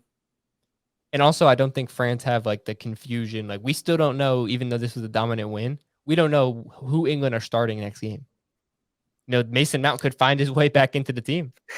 So I I doubt it, but like I said, it's Gareth Southgate, man. Who knows, dude? I mean, who knows? that we know that whatever the French, we know that the French starting 11, what it is what that's what it's going to remain. So I think the point is that give me the French consistency. Like you said, I back France. You back France. If France win, if England do win this game, it's going to be madness. Oh Especially god, it's it's gonna going to be be madness crazy. even on this the English episode Twitter gonna have to turn off. the episode on this pod, if that's going to happen, if England win this game, is going to be crazy. So god, absolutely. But unless there's anything else you'd like to harp on with I the World Cup or anything like that, we could move on to the next football. I think that that wraps it up for me. So moving swiftly on from the World Cup in one football to the other American football. It's a Sunday when we were recording this. A lot of games have just taken place. Two games that we previewed on the last episode. Yeah, game going on right now. I mean, Yeah, no, the Cowboys are playing right now. I think they're up Um, only 2 points right now. It's a very close game, but I just saw that. But anyway, Um, the first game we'll harp on. We talked about it last episode when we previewed it. The Chiefs playing the Bengals in an AFC Championship game rematch.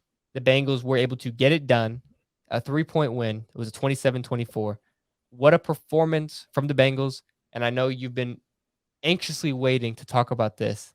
So I'm going to pass it off to you first. What was your initial reaction to this Bengals victory?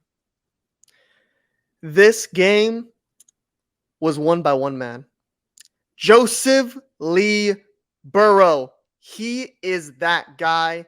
I've said it that he's been this guy. I always thought he was the best quarterback from his draft class, better than Tua, better than Justin Herbert, better than all of them. Give me Joseph Lee Burrow over any of those guys. And he went into this game playing the Chiefs, playing what looks to be the MVP favorite, Patrick Mahomes. I mean, you're playing the greatest tight end ever, Travis Kelsey. How are you going to stop Kelsey? What are they going to do? He showed you what he's going to do. He outplayed Patrick Mahomes, 286 yards, 2 touchdowns, 0 interceptions with a passer rating of 126.6 to Patrick Mahomes, 223 with 1 touchdown and 98.2. Mahomes played great, but Joe Burrow played spectacularly. He played perfectly. And I think this game came down to, I think the big stamp on this game was that last play, that last drive from Joe Burrow. 3rd and 11 with 1:56 left. If you don't convert this, you're giving the ball back to the Chiefs. This Chiefs offense, Andy Reid, so electric. Patrick Mahomes, they get the ball. It's never over with them. So you have to convert this. And what does Joe Burrow do? He hits T. Higgins with an absolute bullet dime right between two Chiefs defenders to ice the game. Like this is just what this guy does. And I've always believed that if he didn't have such a poor offensive line, if he didn't have a pretty bad defense, we'd be seeing this guy a lot more in these big matches, in a lot more Super Bowls. Because, I mean, last season, I remember we talked about this off camera about how many times he got sacked. Last season, he was sacked 70 times, including the postseason. That's the 3rd most all time. And even this season, he's leading. He's leading the league. He's the 3rd most sacked quarterback in the entire league.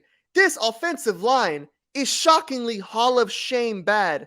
If they got him even a decent, I'm not even saying a good one, a decent one, we'd be seeing this guy over and over again in AFC Championships game and possibly good shots to be in the Super Bowl. I think he's one decent offensive line away from a Super Bowl. If he has anything better than what he got from the putrid performance against the Rams, he beats that Rams team, a very beatable team in that Super Bowl, even with that horrid offensive line. So Joe Burrow is that guy. Even when Jamar Chase coming back, didn't look like he was 100%. Still he's still Jamar Chase. He has the weapons on offense. It's just, can the defense give him anything? Can they help him in any way? Can they protect him any better than they have? Because I mean, you guys are the third worst all time right now. What it's looking like. So can you do any better than that? You know, I think that's the only piece they're missing. And I mean, Joe Burrow, even with him able to do all this against the MVP favorite, against Andy Reid's electric offense, able to get it done. They have his number. And I can tell you right now, the Chiefs do not want to see the Bengals in the playoffs. They know what this team, they have their number. They want no part of them. Look, there are 3 guarantees in life: death, taxes, and Joe Burrow beating the Kansas City Chiefs. All of this guy does is beat the Kansas City Chiefs. Look, I expected the Chiefs to be able to win this game because I thought they were gonna beat the demons of losing against the Bengals in the AFC Championship game last year, and that's exactly what didn't happen. I think the Chiefs, though, they capitulated. I thought it was a back and forth game, and it's what you can expect. Whether it's the Chiefs playing the Bills or the Chiefs playing the Bengals, these are always classic matchups, and it's great players going at it. And this is a great quarterback in Patrick Mahomes. We know how great he is and what he can do. He's a Super Bowl champion, might be gunning for the MVP this year, and it's Joseph Lee Burrow, like you said. And this is a guy who all he does is win everywhere he's been. Whether it's LSU and now with the Cincinnati Bengals, he's won. He's made it out of the conference and he's made it to a Super Bowl. And like you said, if he had a better offensive line, potentially he wins that Super Bowl. And by the end of his career, I'd be surprised if he doesn't win a Super Bowl based on how he's been playing, because this guy, he has championship grit. He finds a way to win. He will do anything to win, and he makes those throws when you need them. And this he was able to succeed without his 2 biggest weapons. Last week, when they played the Titans, they won without Joe Mixon and without Jamar Chase. And the Titans are a very good team. And now another win against the MVP frontrunner. And then you got Travis Kelce, who, what a season he's been having. And not only did this Bengals offense, were they able to, score enough points to get him to win. And ultimately, when they needed them the most, to get a crucial third down conversion, to keep the ball out of Patrick Mahomes' hands. Look, if you give the ball back to Patrick Mahomes there, down 3, you bet the house. You would bet your life savings Absolutely. that Mahomes drives them down the field, and he at least gets them the field goal, That's but he what might this team has been doing. This is, he might he might get we them saw this touching to against the win the game. Chargers. Exactly. We saw this against the Chargers. You give them even a minute or less than a minute, they're going Give to him 30 get down that seconds. field. Yeah, you cannot give this Chiefs team any time, and that's what Joe Burrow did. And that's exactly that. You have to give Joe Burrow credit for making that throw, because he threaded the needle to T. Higgins. What a throw. When he And what a needed the catch! most. To be fair. What a What a what a catch for him. crucial catch. It sums up what you can Sums expect up the from game. Joe. It sums up what you can expect from Joe Burrow, because in the big moments, he doesn't shy away. He comes to play in the big moments. And Joe Shiesty has done it again. And that's all you can say. You have to give credit to this Bengals defense as well. They don't always get the credit that Joe Burrow does for, when they win. But this was a great performance by them. They were able to force a big fumble on Travis Kelce when they needed it. And they were able to go back and forth. The Chiefs had the lead. They got some stops, and then the Bengals were able to retake the lead, and then kind of kept going back and forth here. And once the Bengals were able to force, or well, not necessarily force, because they missed a field goal, but they kind of, the Chiefs missed what is it, a 55-yard field goal, I think it was. And once Yeah. they missed that field goal, the Bengals didn't look back. They were able to hold the ball the rest of the game, and it's something that you don't see teams able to execute enough. When you get the ball and you're out with, you have the lead with, like, let's just say 3 minutes left, you can very easily run out that clock. You get a couple first downs, you make them use their timeouts, that game is over. You don't see enough teams able to execute that. And it's exactly what the Bengals were able to do. And it took a absolutely amazing throw from Joe Burrow to do it. But you have to give him credit for being able to do it, because you don't see enough teams being able to finish games like the way I just saw Cincinnati finish this game against a Chiefs team that was number 1 in the AFC coming into this week. Obviously, they aren't anymore. They've fallen down to number 2. But look, the seeding is irrelevant. We know how good this Chiefs team is, and we know how good the opposition quarterback is in Patrick Mahomes. He's still the MVP front runner, probably. It's him and probably Jalen Hurts and Tua. Nah, no You longer know, Tua. maybe no longer We'll Tua. We'll get get into into that. We'll them. get in that one. But all things considered, I knew it was going to be a close game, but I expected the Chiefs to be able to fight their demons and get the win. But it just didn't happen. And you have to give credit to the Bengals. You do not want to play this Bengals team come playoff time. You don't. It's a No. team you don't want to play because in a one-off game, anything can happen. And when you've got a quarterback like Joe Burrow with these weapons, and they might not have the best offensive line, but he was able to do this without Joe Mixon. So let's just like he doesn't even have his full repertoire of weapons. He didn't have his best running back, and they were able to knock off the Chiefs. It just goes to show a lot about the character of this team and Joe Burrow. You don't want to face them in the playoffs. And, there's so many good teams in the AFC right now. You got the Bengals, you got the Chiefs, you got the Bills, you got the Titans who are pretty good. You got the Dolphins. The AFC is absolutely loaded. And you got the Chargers who right now they're not even in the playoffs because of how good this conference is. Yeah, So, it's unbelievably stacked. so I wanted to, I think you kind of answered this question, but out of Joe Burrow's draft class, are you taking Joe Burrow over the other quarterbacks? No It's doubt. Joe Burrow. No doubt. No doubt.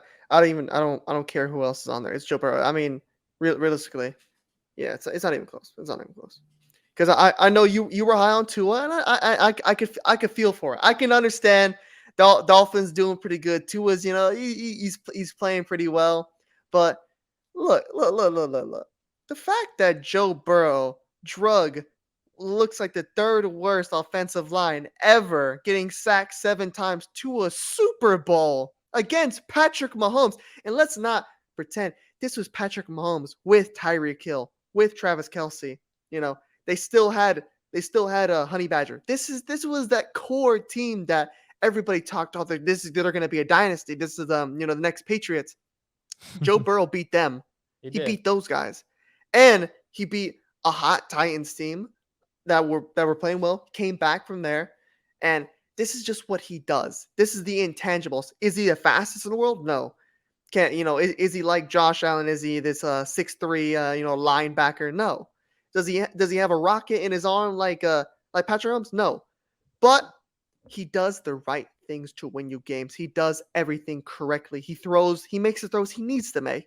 If he has to run out of the pocket, he will. But his poise in the pocket. I mean, that last play, 3rd and 11, the Chiefs is right there in his face. He's right here. And usually you see a lot of quarterbacks, just turn and give it up. But the poise that he already saw what he wanted, and he just still executed it, even though being almost damn near sandwiched, pulling off when his team needed the most. This guy has those intangibles, stuff you can't teach.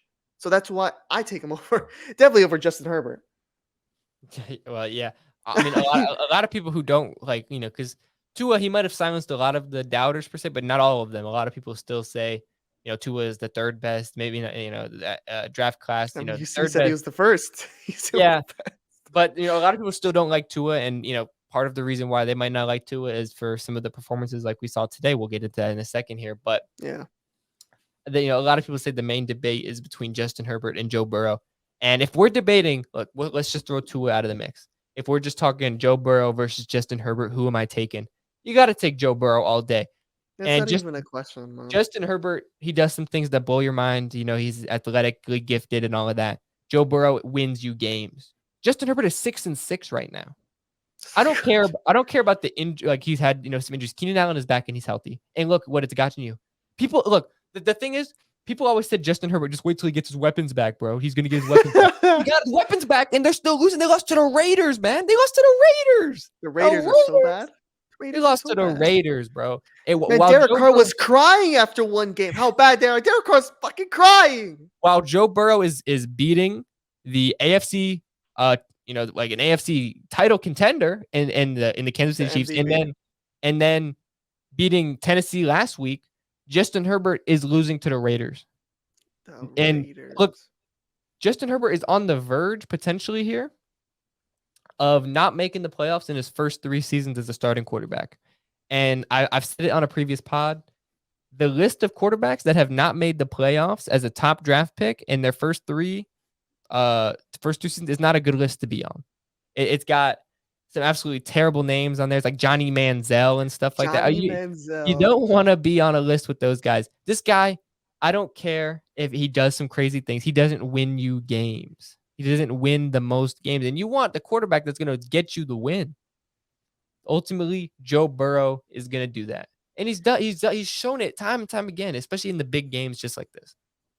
Look, if you put Joe Burrow on that Chargers team, dude, there's he if okay, let's just say we switched this team in that Super Bowl. Let's say we had the all LA final Chargers versus Rams, and you just switch Joe Burrow.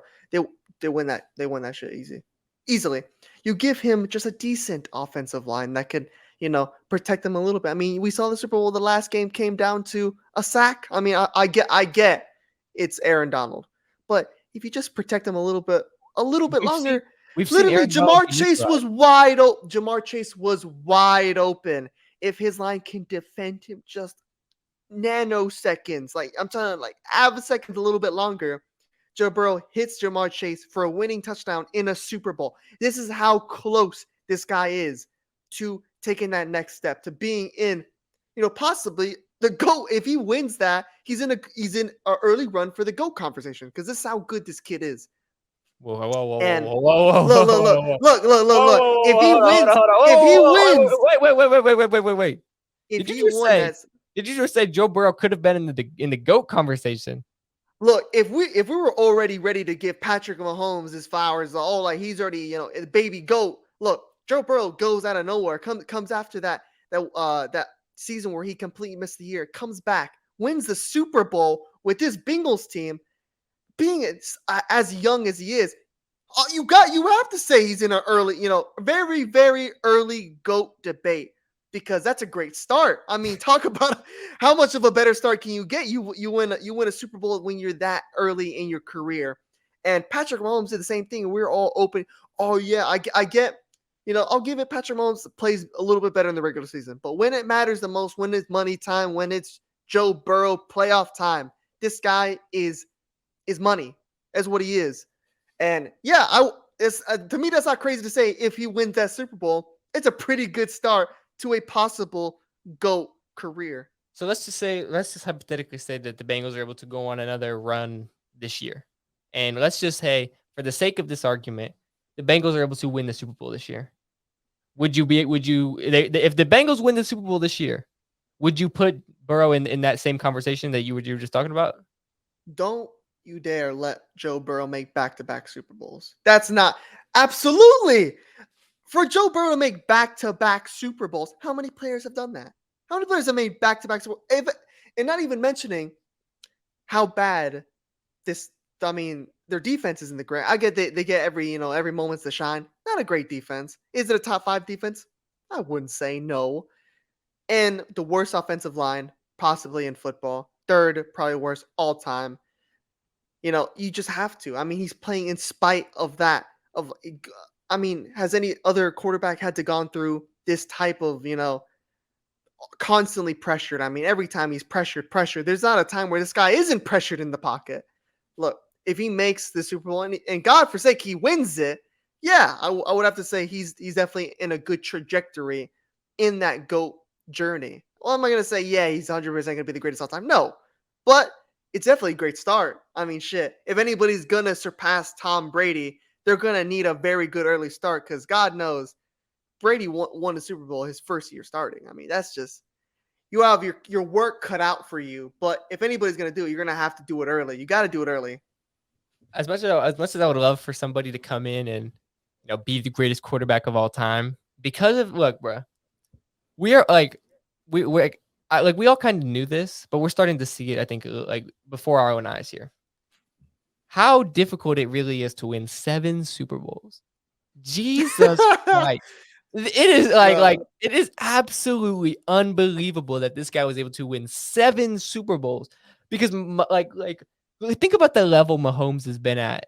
Like he won a Super Bowl, but think about the level he's continued to play at and how good this Chiefs team is. They had Tyreek Hill, for multiple seasons before. Now he's a Dolphin, but like last year, for example, and they weren't able to get it done.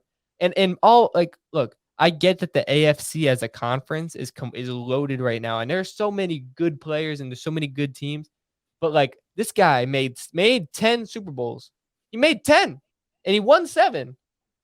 I and, like, the I more think, the more we yeah. see the weeks go by, the more unlikely I see a player ever winning 7 Super Bowls again. I think even when it came down to Patrick Mahomes, when he lost in the Super Bowl with Tom Brady, I already said the conversation's over. He'll never be the greatest of all time. You That's what he needed that to go back to back to just catapult him and like, oh, he's a real contender. Now, Patrick Mahomes is a Hall of Famer. He's first ballot. I mean, this guy is spectacular. And I'm not gonna sit here and say he's not, but when we're talking about GOAT conversation, like the when you go down Tom Brady's story, it doesn't make sense. It's unfathomable. I mean, first year as a starter, you win a Super Bowl. I mean, who does that? I mean, most of it is led. You have to give credit to that defense. I mean, the Patriots always had a very good defense, but I mean, what was the best? He had Gronk, but receiver wise, I mean, he had a Randy Moss that won historic season. But I mean, what Julian Edelman? Like he never had a Tyreek Hill for that consecutive amount. He didn't have let alone Tyreek Hill and Travis Kelsey. And the Chiefs weren't a horrible defense. I mean, they were a pretty solid defense, and even they weren't able to do it. Even though it looked like they were without a doubt going to go back to back against the 2020 against the Bucks, but this is just what this guy does. I mean, to if we're ever going to see anybody win more than 7 Super Bowls, no, I doubt it. It's going to probably take, maybe you're going to have to win maybe 3 Super Bowls and have like maybe 3 MVPs. It's going to you're going to have to make up for the fact in the regular season. Like you're going to have to have, a shit ton of MVPs and a good number of Super Bowls, but like 7? 7? I don't know, man. 7 is just unbelievable, man. The more you sit there and I think about it. like just 7. I mean, I don't know, but I mean, if Joe Burrow would have won that one, and he possibly makes the Super Bowl again. I mean, who's to say? Who's to say? But obviously, he didn't. But he's definitely putting himself in a proper position to be up in with those names, sitting at that table one day with the likes of Tom Brady, with Peyton Manning, with these guys that are the upper, Joe Montana, these guys. Mhm.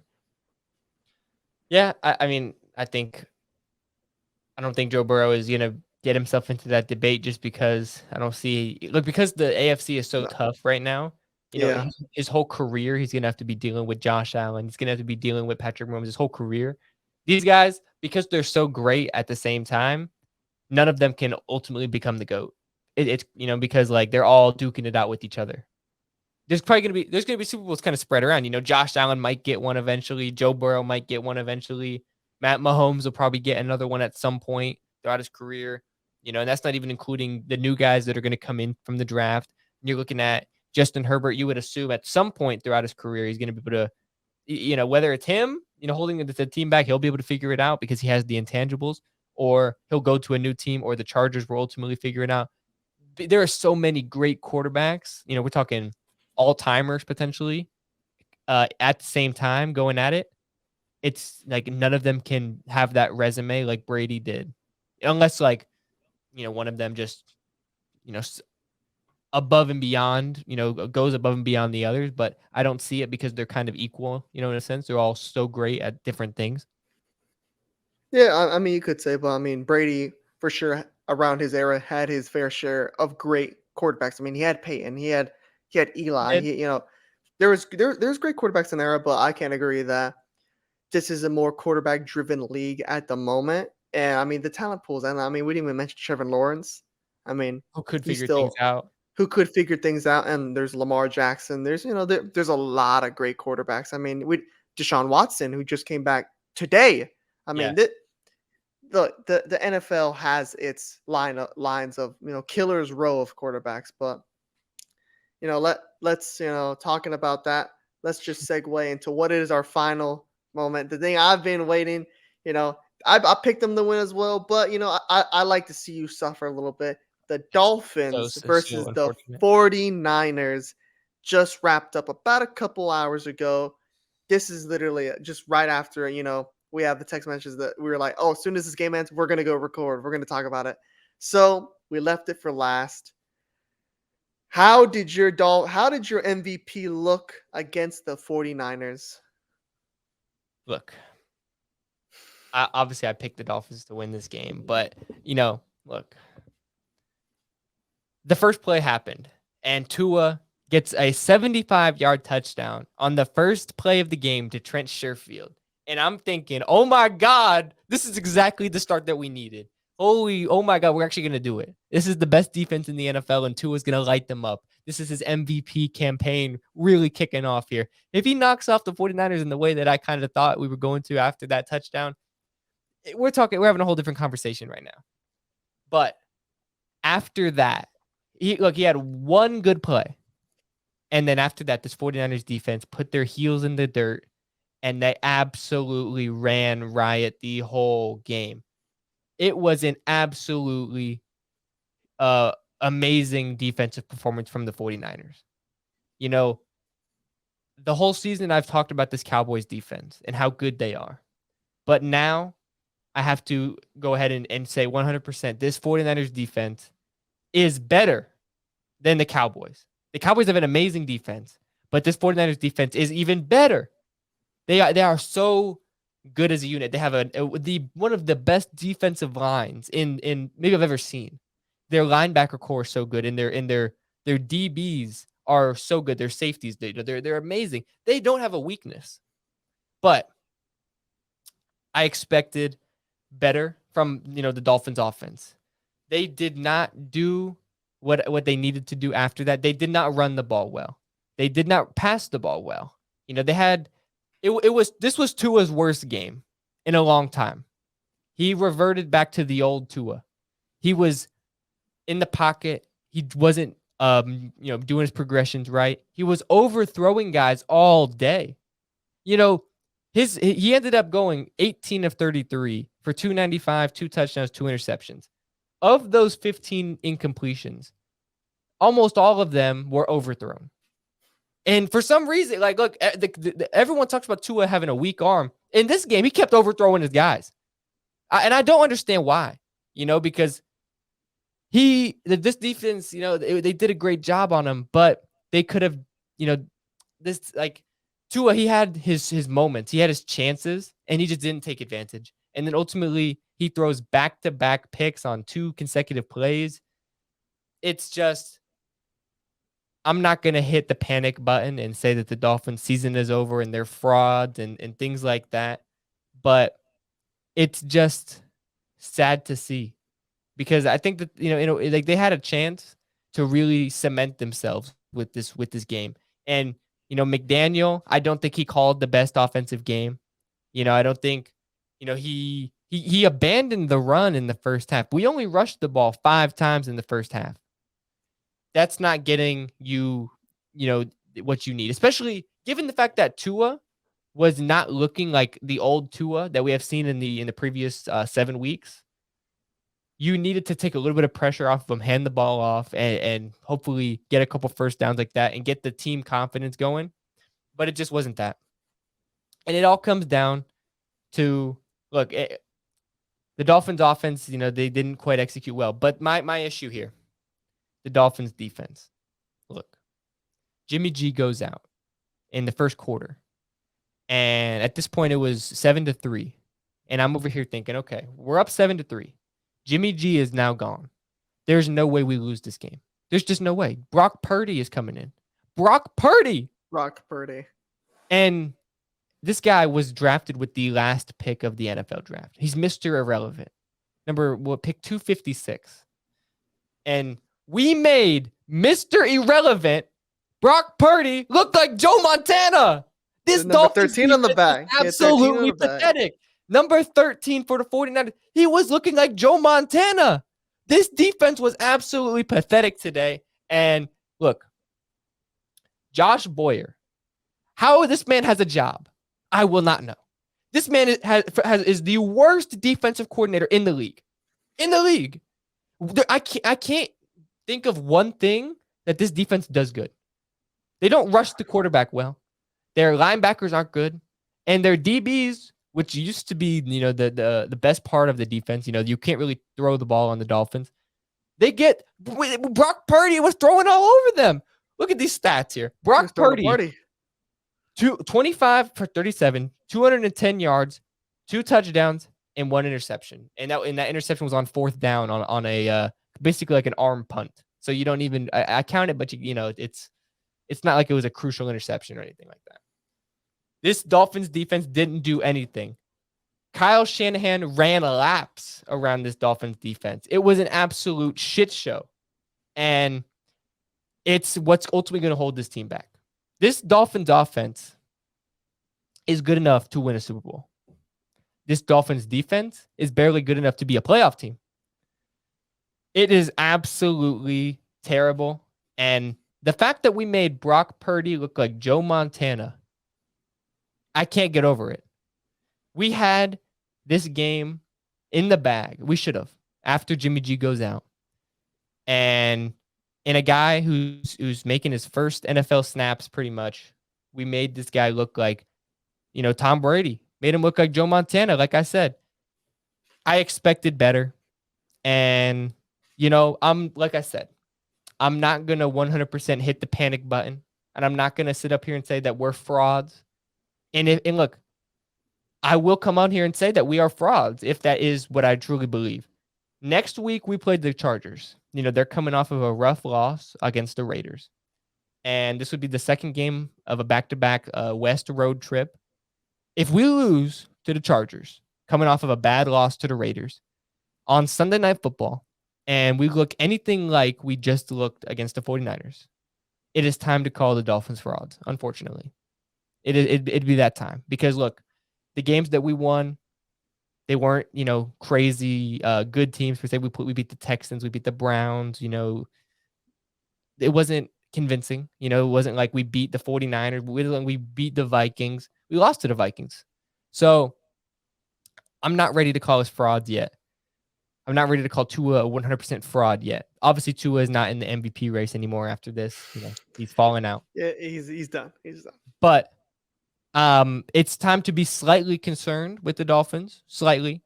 But either way this game goes, look, if we lose the next game against the Chargers, we're frauds, 100%. It's time to, pretty much we'll make the playoffs, but we're not competing with the Bills, we're not competing with the Chiefs, we're not even competing with the Bengals.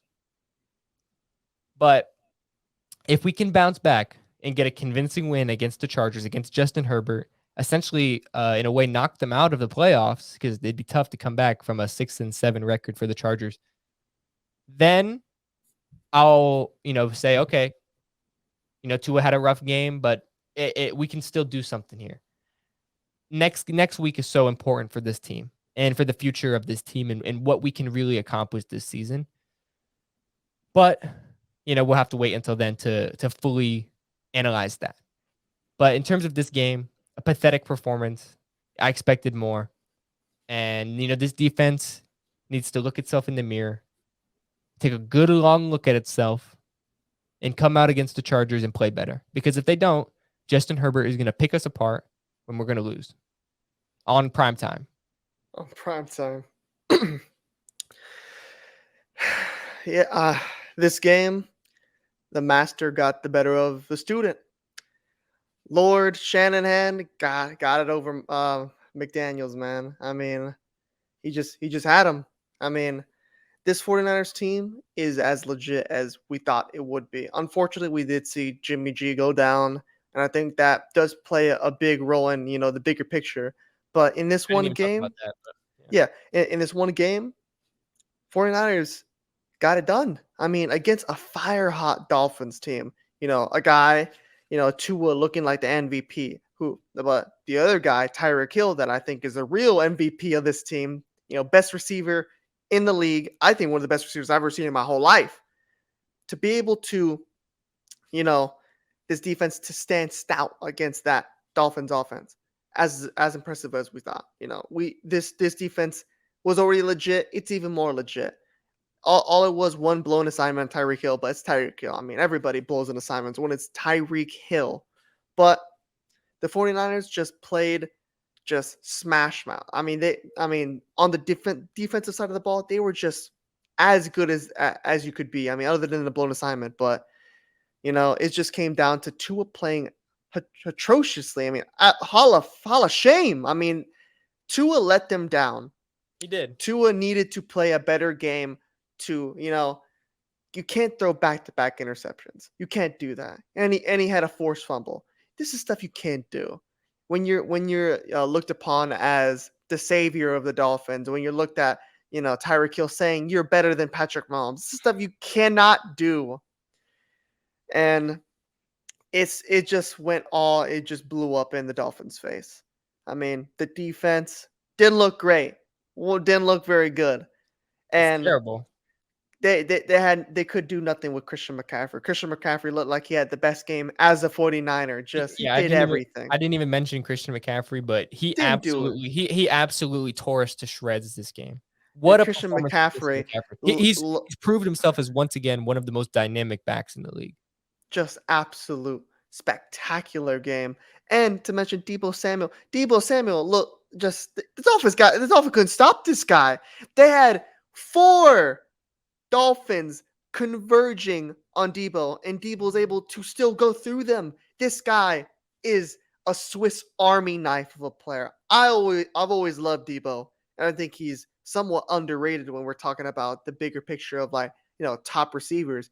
Debo can just do it all. He's a receiver you'd love to have a receiver like Debo, a guy who could pairing him up with Christian McCaffrey, 2 guys who can really do it all, man. These guys literally do everything. And even when you have your third string quarterback, you still look pretty good, pretty great. And I mean, when we're talking about the bigger picture here, I think this really, really affects their chances to win the Super Bowl, to win it all. You know, I think without Jimmy G, I thought it was very close for them to win, even when they had Jimmy G, because I didn't think Jimmy G was really that guy to push them above, even though he's been playing well. Now he's gone for the season. He's broken his foot. Unfortunately, he's gone for the season. And Lawrence, not Lawrence, what's his name? Brock Purdy? No. The first quarterback, the first Oh, Trey his name's Lance? Trey Lance. Trey Lance, not Trevor. Trey Lance. Going out very early in the season, and now you're down to your third string. And yeah, he played well when he came on, but I think a little bit had to do was the Dolphins defense was already playing pretty bad. So I mean, you're just kicking a kid when he's down. So when But you know, now, yeah, teams are going to know what to expect when Brock Purdy comes out on the field. yeah, The Dolphins were not preparing for Brock Purdy. Brock Purdy's gonna have to try and go up against this Cowboys defense and try and break them down. Look. It's it's safe to say, I think the Cowboys defense a little bit better than the Dolphins. Oh, Just a a little little? bit better. Just I'm being sarcastic. Obviously, the Cowboys defense is up there with the 49ers to be better. It's give or take 1A to 1B. Who's better defense? It's the 49ers defense and the Cowboys defense and then everybody else. And then everybody else. So, do I trust this third string, Mr. Irrelevant, to beat the Cowboys defense? Not necessarily. If I'm the Cowboys, I'm licking my chops. I was like, oh, it's the stars are aligning. America's team is going the best chance they're ever going to have. You think about it. Tom Brady's not playing well. Patrick Mahomes looks, he's still Patrick Mahomes, but especially when you're talking in your division, besides Patrick Mahomes, this is the best chance you ever had to make a Super Bowl in a really long time. 100%. 49ers are down to the third string. The only real team is other than, Brady's completely out. The Bucks are just horrid. That's your they're team. not good. The Eagles Yeah. are to me right now their only true test, and we're gonna see that Christmas. We're seeing that Christmas is gonna come. Give us That on the pod. that amazing present, Cowboys Eagles, and And we're and gonna this see. And that's their first matchup when it's not Cooper Rush in there. when it's You know, not we Cooper saw them Rush. play, and the Eagles were able to win, but it was with Cooper Rush. Yeah, and I mean that's gonna be basically that game is gonna be who's gonna represent in the Super Bowl. In my opinion, I think that's what it's gonna come down to. Because unfortunately, the 49ers, they're just you're not gonna go very far with the third string. I think If it's just not possible. if Brock Purdy is somehow If able to Brock lead. Purdy leads this team to, okay, look. If Brock Purdy leads this 49ers team to win a Super Bowl, he's in the GOAT conversation, dude. I mean, you're starting out strong. We're talking about a guy starting off his first real season. I mean, his first season ever. I mean, winning the Super Bowl, you gotta put him up there. Dude, Yeah, how many times have we heard Brady talk about how late of a pick he was? This Brock guy Purdy was literally the was last the pick, last pick. Look, 256. God, please, I don't want to hear this guy constantly talk about this. So, I mean, realistically, is that going to happen? Probably not. I wouldn't put a I dollar wouldn't on put it, but I wouldn't put money on it, obviously, but given the fact that this Niners defense is so good, and if Christian McCaffrey can stay healthy along with Deebo Samuel, it's not completely over. But if when they play the Eagles, when they play the Cowboys, you're putting your money on those teams. yeah, I, But I, I don't think he's in going to a beat the one-off Cowboys game, defense. given the fact that this 49ers defense is so good and that they still have weapons, you're not completely counting them out, but you're not betting on them either. Yeah, I just think if Jimmy G was having these problems and overlaps, and I think Jimmy G is just he's a more veteran player. Obviously, he's been to a Super Bowl and he's been in those big Should have games. won a Super Bowl. They should have won that. Yeah, yeah. I mean, they were up. I mean, They yeah. had it in the bag and Unfortunately, they blew it. unfortunately, you played Patrick Mahomes and that offense. But I mean, if Jimmy G wasn't good enough to take him there, I don't know if Mr. Irrelevant can. But Yeah.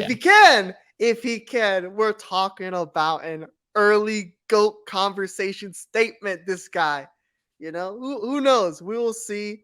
I highly doubt it. It's kind of just for the memes. I kind of hope he wins it because I think it'll be real really funny. The only But thing the only thing somewhat similar to Brock Purdy making the Super Bowl and winning it would be like Nick Foles with the Nick Eagles. Foles, yeah.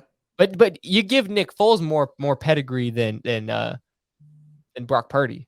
I mean, he's the last pick. You can't even write this shit. Like the last pick. Literally the last pick. I mean, I can't Mr. Irrelevant is always a meme in every draft, but I can't remember a Mr. Irrelevant actually can being a, it can a contributor.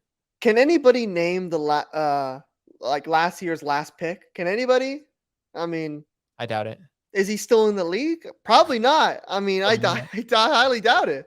But I mean, But he could given the be in way the Brock XFL for Purdy, all I know, man. did play again, He played well, well. he He did. played well. He's going to be a good backup, I would say. Good Yeah, backup. I but mean, the you 49ers, know, man. is it a little bit of it's similar to shit. It almost sound, I feel like I'm gonna get struck by lightning. Is it somewhat similar to the Brady? Brady starting quarterback gets out, and then you just insert the young kid Tom Brady in there. It's like, who the hell is this guy? And then you know, this is just this is the game we watch. But obviously, I'm not gonna bet no money on it. I'm not gonna sit here and say, yeah, he's for sure gonna carry this 49ers team. This 49ers is gonna be even better, but we will see. I think he's going to have his hands full playing the Dallas Cowboys. I mean, the Cowboys just won right now. I mean, they're up 47-19. I mean, the Cowboys are cooking right now. So I mean, I wouldn't want to play the Cowboys at all. If I'm anything, I don't want to play the Cowboys right now. Jesus. Yeah, I just seen that. Wow, what a performance by the Cowboys. But Who would have thought? Who would have thought we've been saying that about the Cowboys? Like, oh, you would not want to play the Cowboys. It's been a long time since people have been able to say that. I said this to you privately, but I have to reiterate it on the pod. If I'm Jerry Jones right now, I know that they're still playing. Get Odell on the phone right now. ASAP. Call him up. Get him on the phone right now. Dial his number and make the phone call because this is your best chance. If you want to win a Super Bowl, all you got to do is beat the Eagles. All you got to do is beat the Eagles and you can make the Super Bowl. That should be That's enough. it. Go find a way and get Odell Beckham to join the Cowboys. and it's going to be scary hours, and will they win it? I don't know, because there's a lot of good teams in the Yeah, AFC you that they could be might keep playing, yeah, facing. you could be playing the Bills, the Bengals, the Chiefs in the Super Bowl, but I give them good chances against all those teams. Anytime you And have a better defense. and 100%, Odell's looking at this team. Odell wants to join this team as much as the fans want him. Odell sees this team. He's watching this game right now. Yeah. He's in this team is already so good, and they're already having hell. I mean, CD's playing very well, and I mean pairing CD and Odell. I mean And that's just Michael Gallup, who he's and found his Gallup form again. and Gallup, who's getting back in the mix. Like this is a three-headed dragon of an offense, and not to mention the defense, Micah and the Marauders. Look, And then just again, he got Odell, Zeke and Tony Odell Pollard. wants this. Odell wants this. Yeah, and not even mention the the headed dragon they have in rushing. I mean, yeah, Tony Pollard and Ezekiel Elliott. Pollard 2 Odell touchdowns. wants Odell wants this move. Give it to him, Jerry.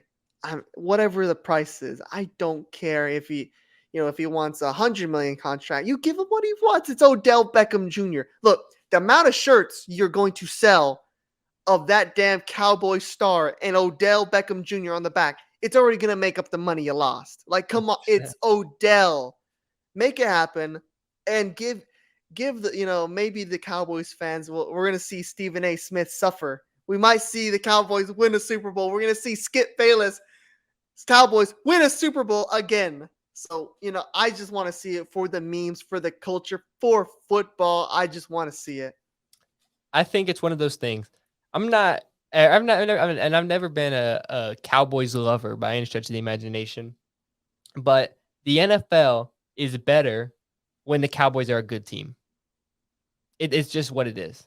When the Cowboys are competing and they're a good team, the NFL is better as a collective a viewer. It's just you want to have a good Cowboys team there, and then given the fact that this AFC is looking so good right now, you want the NFC to look somewhat equally as good.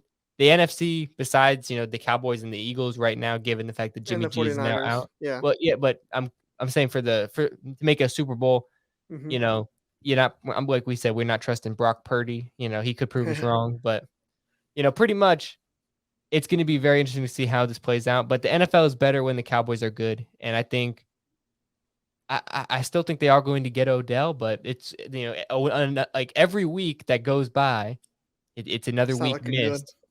But it's like it's another week missed of getting him back into football shape and getting him accumulated with the playbook and things like that. So whatever team he does go to, he's going to need to make this decision soon. I think the last 3 episodes or whatever, like 4 out of the last 5 Everybody else talking episodes, about it. and he still hasn't made the move. I think the deadline we were told was December this month. So we will see. We won't have to wait very much longer to find out what the answer is. I mean, we'll just have to talk. We'll have to thug it out. We'll have to wait.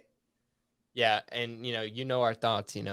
If he does join the Cowboys, they are a definite contender. But as soon Super as Bowl this lock.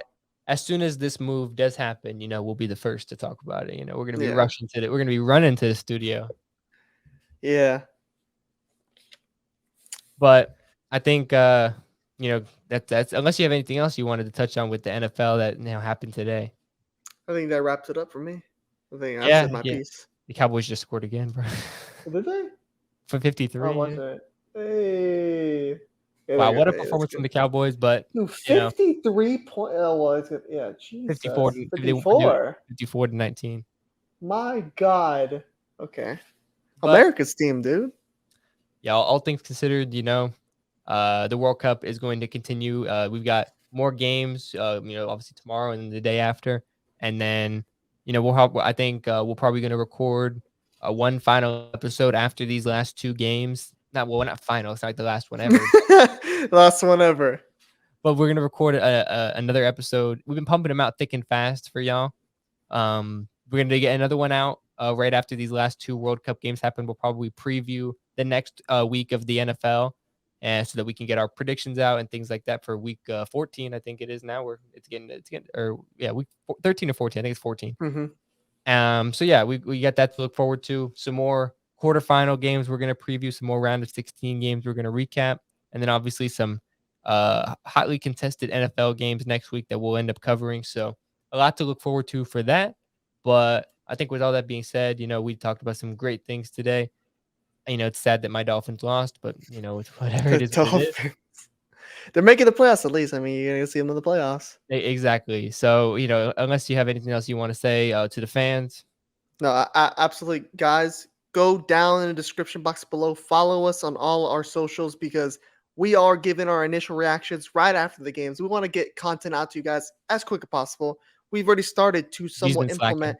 I've been slacking a little bit, but I've been a bit in busy spots. But we do try our best to give our initial reactions right after games. So please, TikTok, Instagram, YouTube clips, we're pumping them out because we want to get more content out for you guys.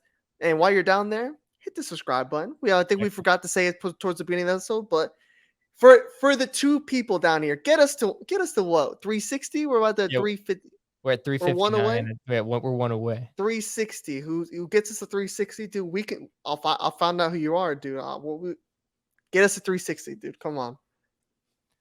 Well, yeah, 100%. We got the ticking subscribe banner. Hopefully they saw that and they hit the subscribe button. But yeah, like I said, like G's did say, we're pumping out content as soon as the game happens. We're giving our initial thoughts, and then we come on here and we give our more articulated thoughts. I would say the best place, hit the subscribe button so you can see what we say about it The on YouTube. best place to Because get your news. well, yeah, because if you on TikTok, bro, we literally got our video copyright strike from FIFA, bro. FIFA Fi- themselves copyright FIFA strike. didn't want it up, dude.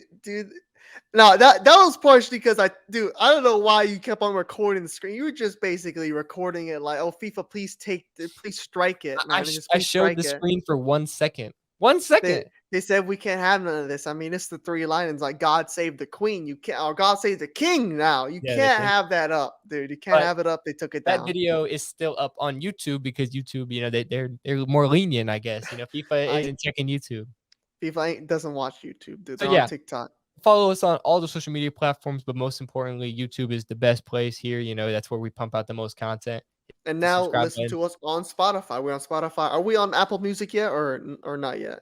We have to manually go and get all the episodes into Apple Music because it doesn't Okay. quite work as easily as Spotify, but it's gonna come on. That's probably Eventually. that's the next thing I'm working on here. Give me a Okay. little bit of time here. I just So had you get enough time. it took a long time just to figure out the Spotify. So So, yeah, we've been talking about Spotify thing for like what, like 2 months 2 now, months, yeah, and we and finally got it working. We finally got it we working. just got it working. Yeah, Everything on there. The true shooter straight. There's another shooter straight on there, but this the true shooter straight. yeah. That will be yeah. We have the The official official. one. The Yeah, official one. yeah. So, with all that being said, we could sit here and waffle on more things here. But with all that being said, we appreciate the continued support. This was episode 33, and I'm your co-host Zach, I'm your co-host G. and we will see y'all next time in a couple days for the next episode. Peace. Peace.